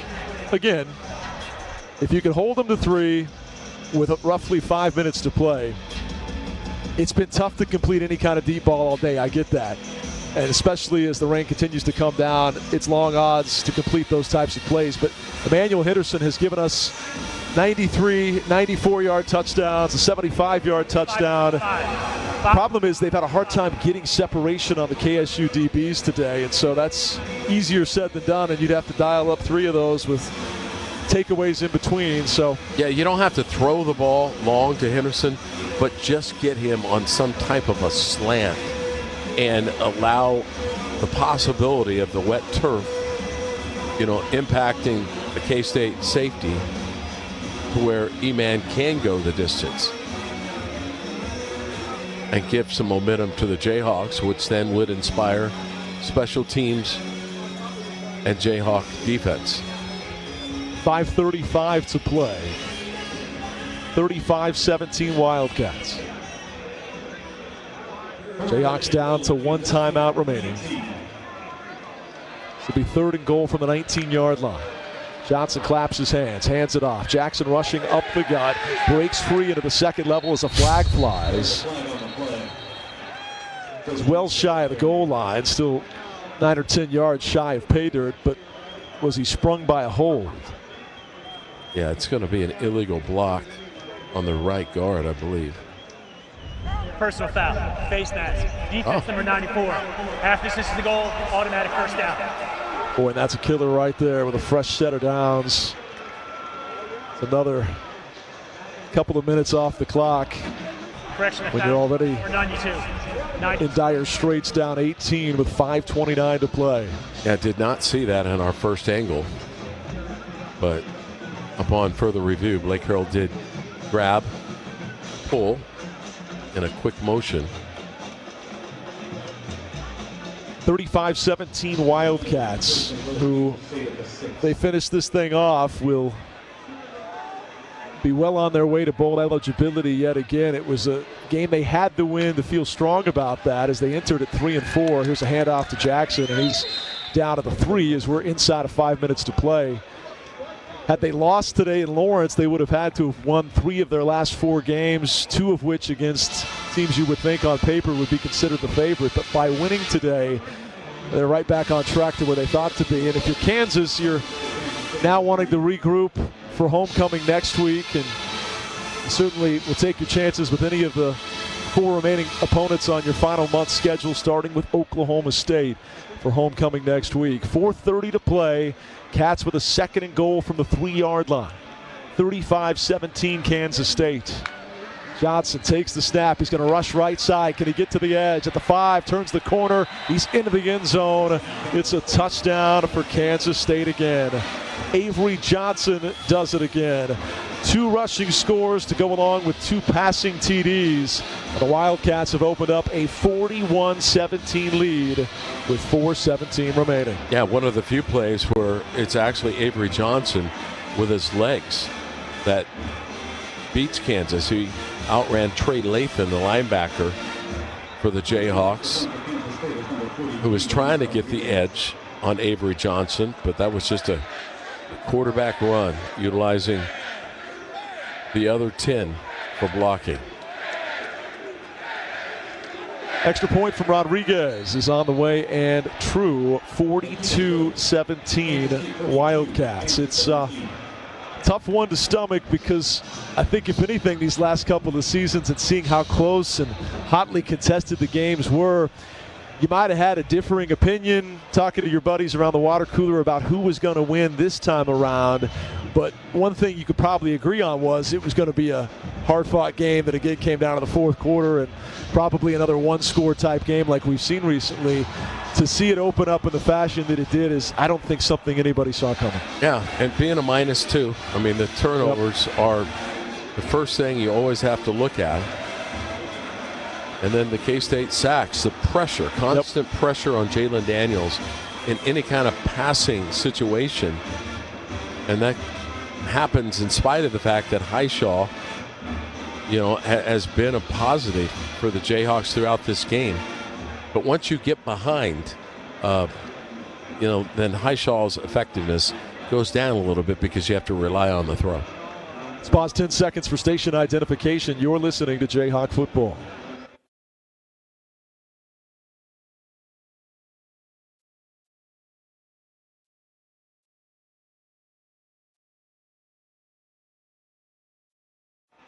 4:17 to go. Wildcats 42, Jayhawks 17 on the Kansas Insurance Jayhawk Sports Network from Learfield. Equity Bank thanks you for listening to Kansas Football. Equity Bank, a bank built by business people for business people. Founded and based in Kansas, with more than 36 locations in the Sunflower State. Our customers never pay ATM fees nationwide. It's perfect for traveling for football season. Open an account today at equitybank.com. From all of us at Equity Bank, go Jayhawks. Member FDIC. KU supports our Kansas community. The University of Kansas provides statewide medical outreach, first responder training, childhood development support, and economic gains amounting to over $7 billion every year. Kansas Jayhawks serve the world as doctors, teachers, business owners, social workers, and more to create a better future. Visit ku.edu to learn how the world is safer, healthier, and stronger because of what KU creates. For 48 straight years, Ford F-Series have been the best-selling trucks in America. We got here by engineering breakthrough technology, redefining Built Ford Tough, and never settling for second best. But what's really made Ford F-Series the #1 selling trucks in America is you. Ford F-Series, Built Ford Tough. Based on 1977 to 2024 calendar year total sales.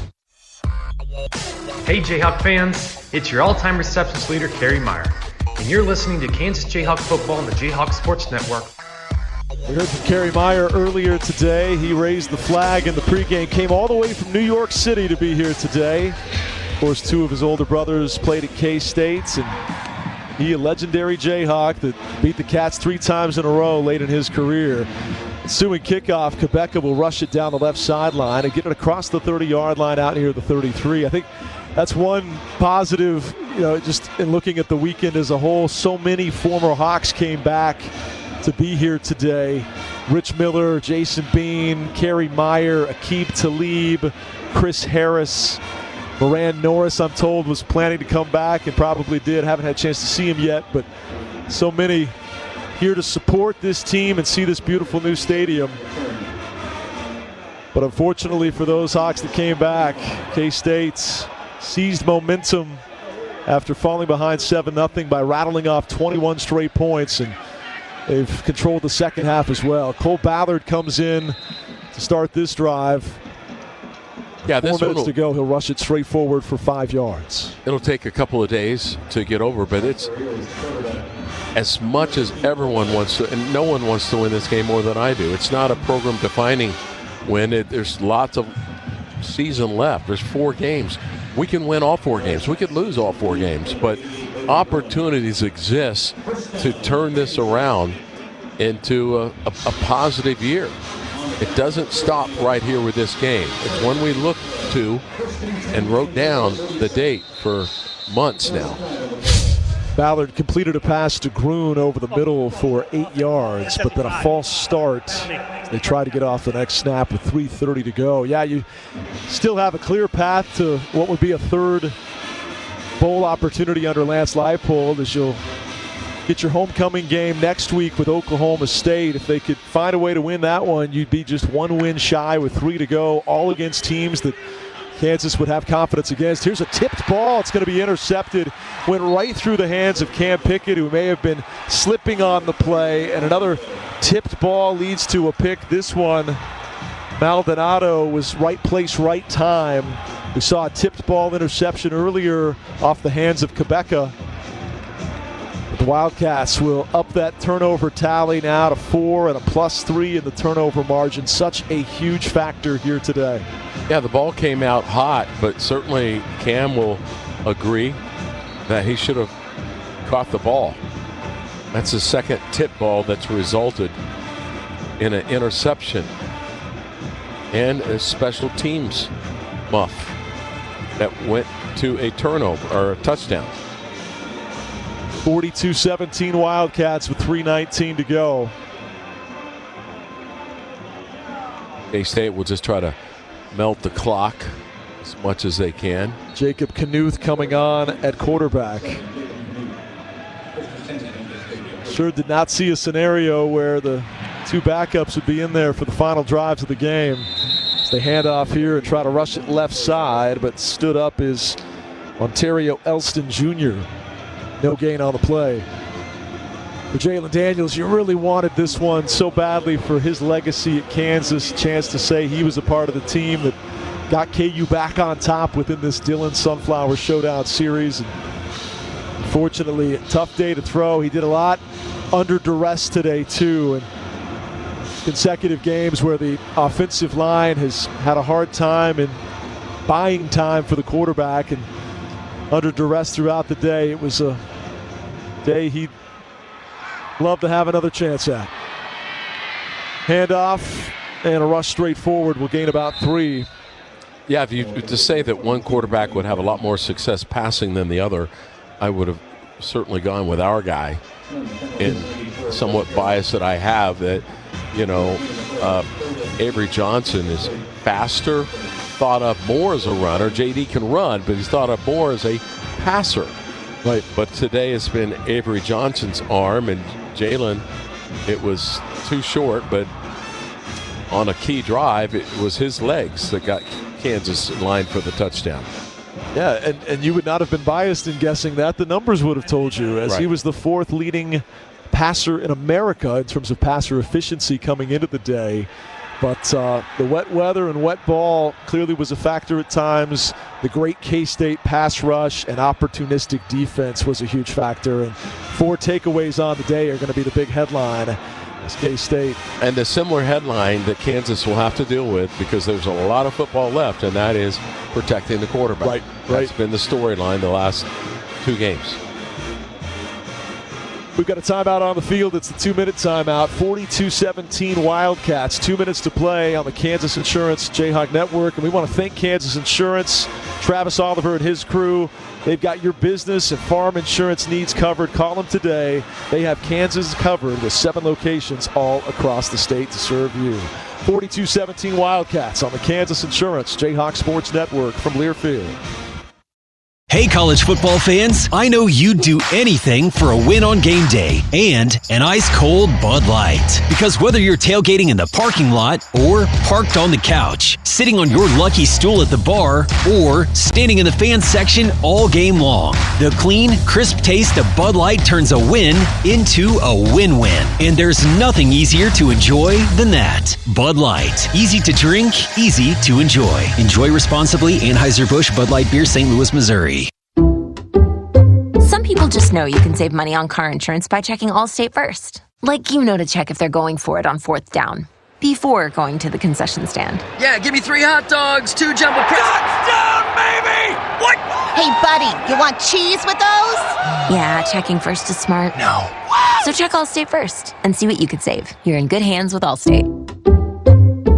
Potential savings vary, including based on how you buy, subject to terms, conditions, and availability. Allstate North American Insurance Company and affiliates, Northbrook, Illinois. This is Kansas Insurance Commissioner Vicki Schmidt. Success on game day starts with preparation and commitment. And when it comes to investing, you need to have a game plan too.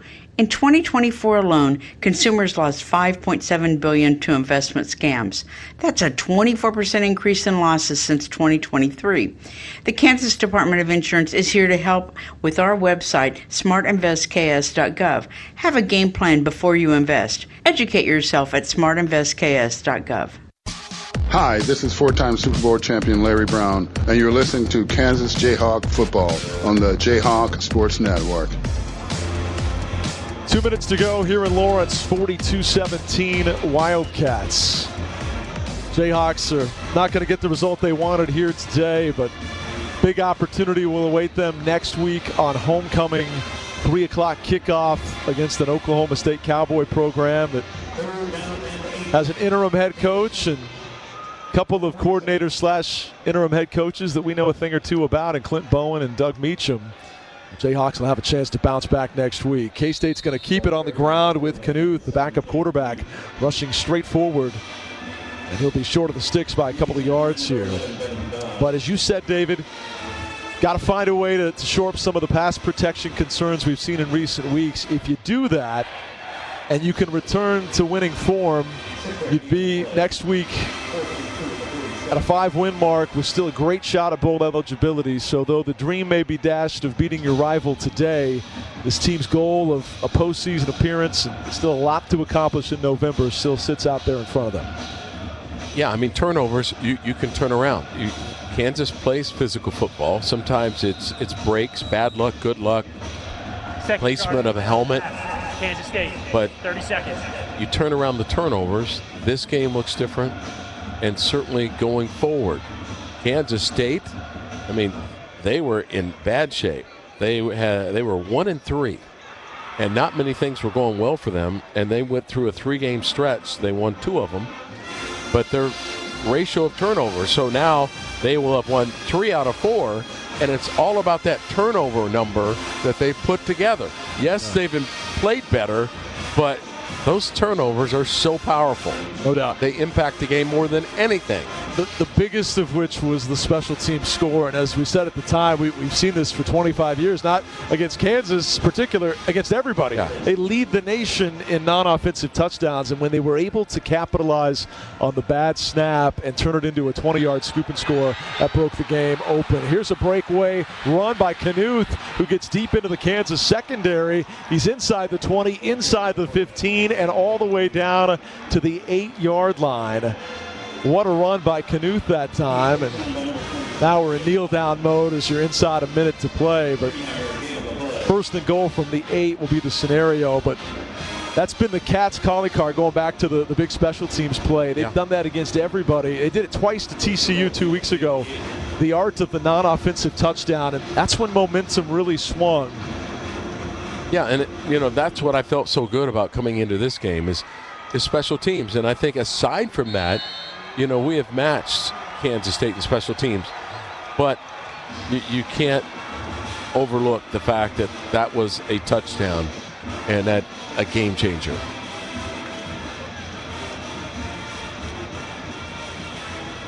They're going to kneel down from here and let the final 30 seconds strip off the clock. The Wildcats will wind up winning it 42-17 and extend their consecutive win streak to 17 within this Dillon's Sunflower Showdown series. Well, you just got to put your foot in the ground, and whatever's crossing your mind right now, it's best just go have a dinner with someone you care about. It's going to get better. Right now, it just doesn't feel that way. Right. I understand you fans, you feel like I do right now, which is not very good. But this team has an opportunity to turn this into a positive.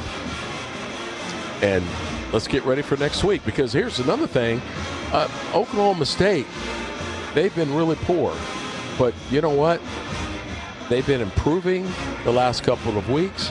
And we can't overlook them. Absolutely. And then you have an opportunity to, if you can beat Oklahoma State, to get bowl eligible.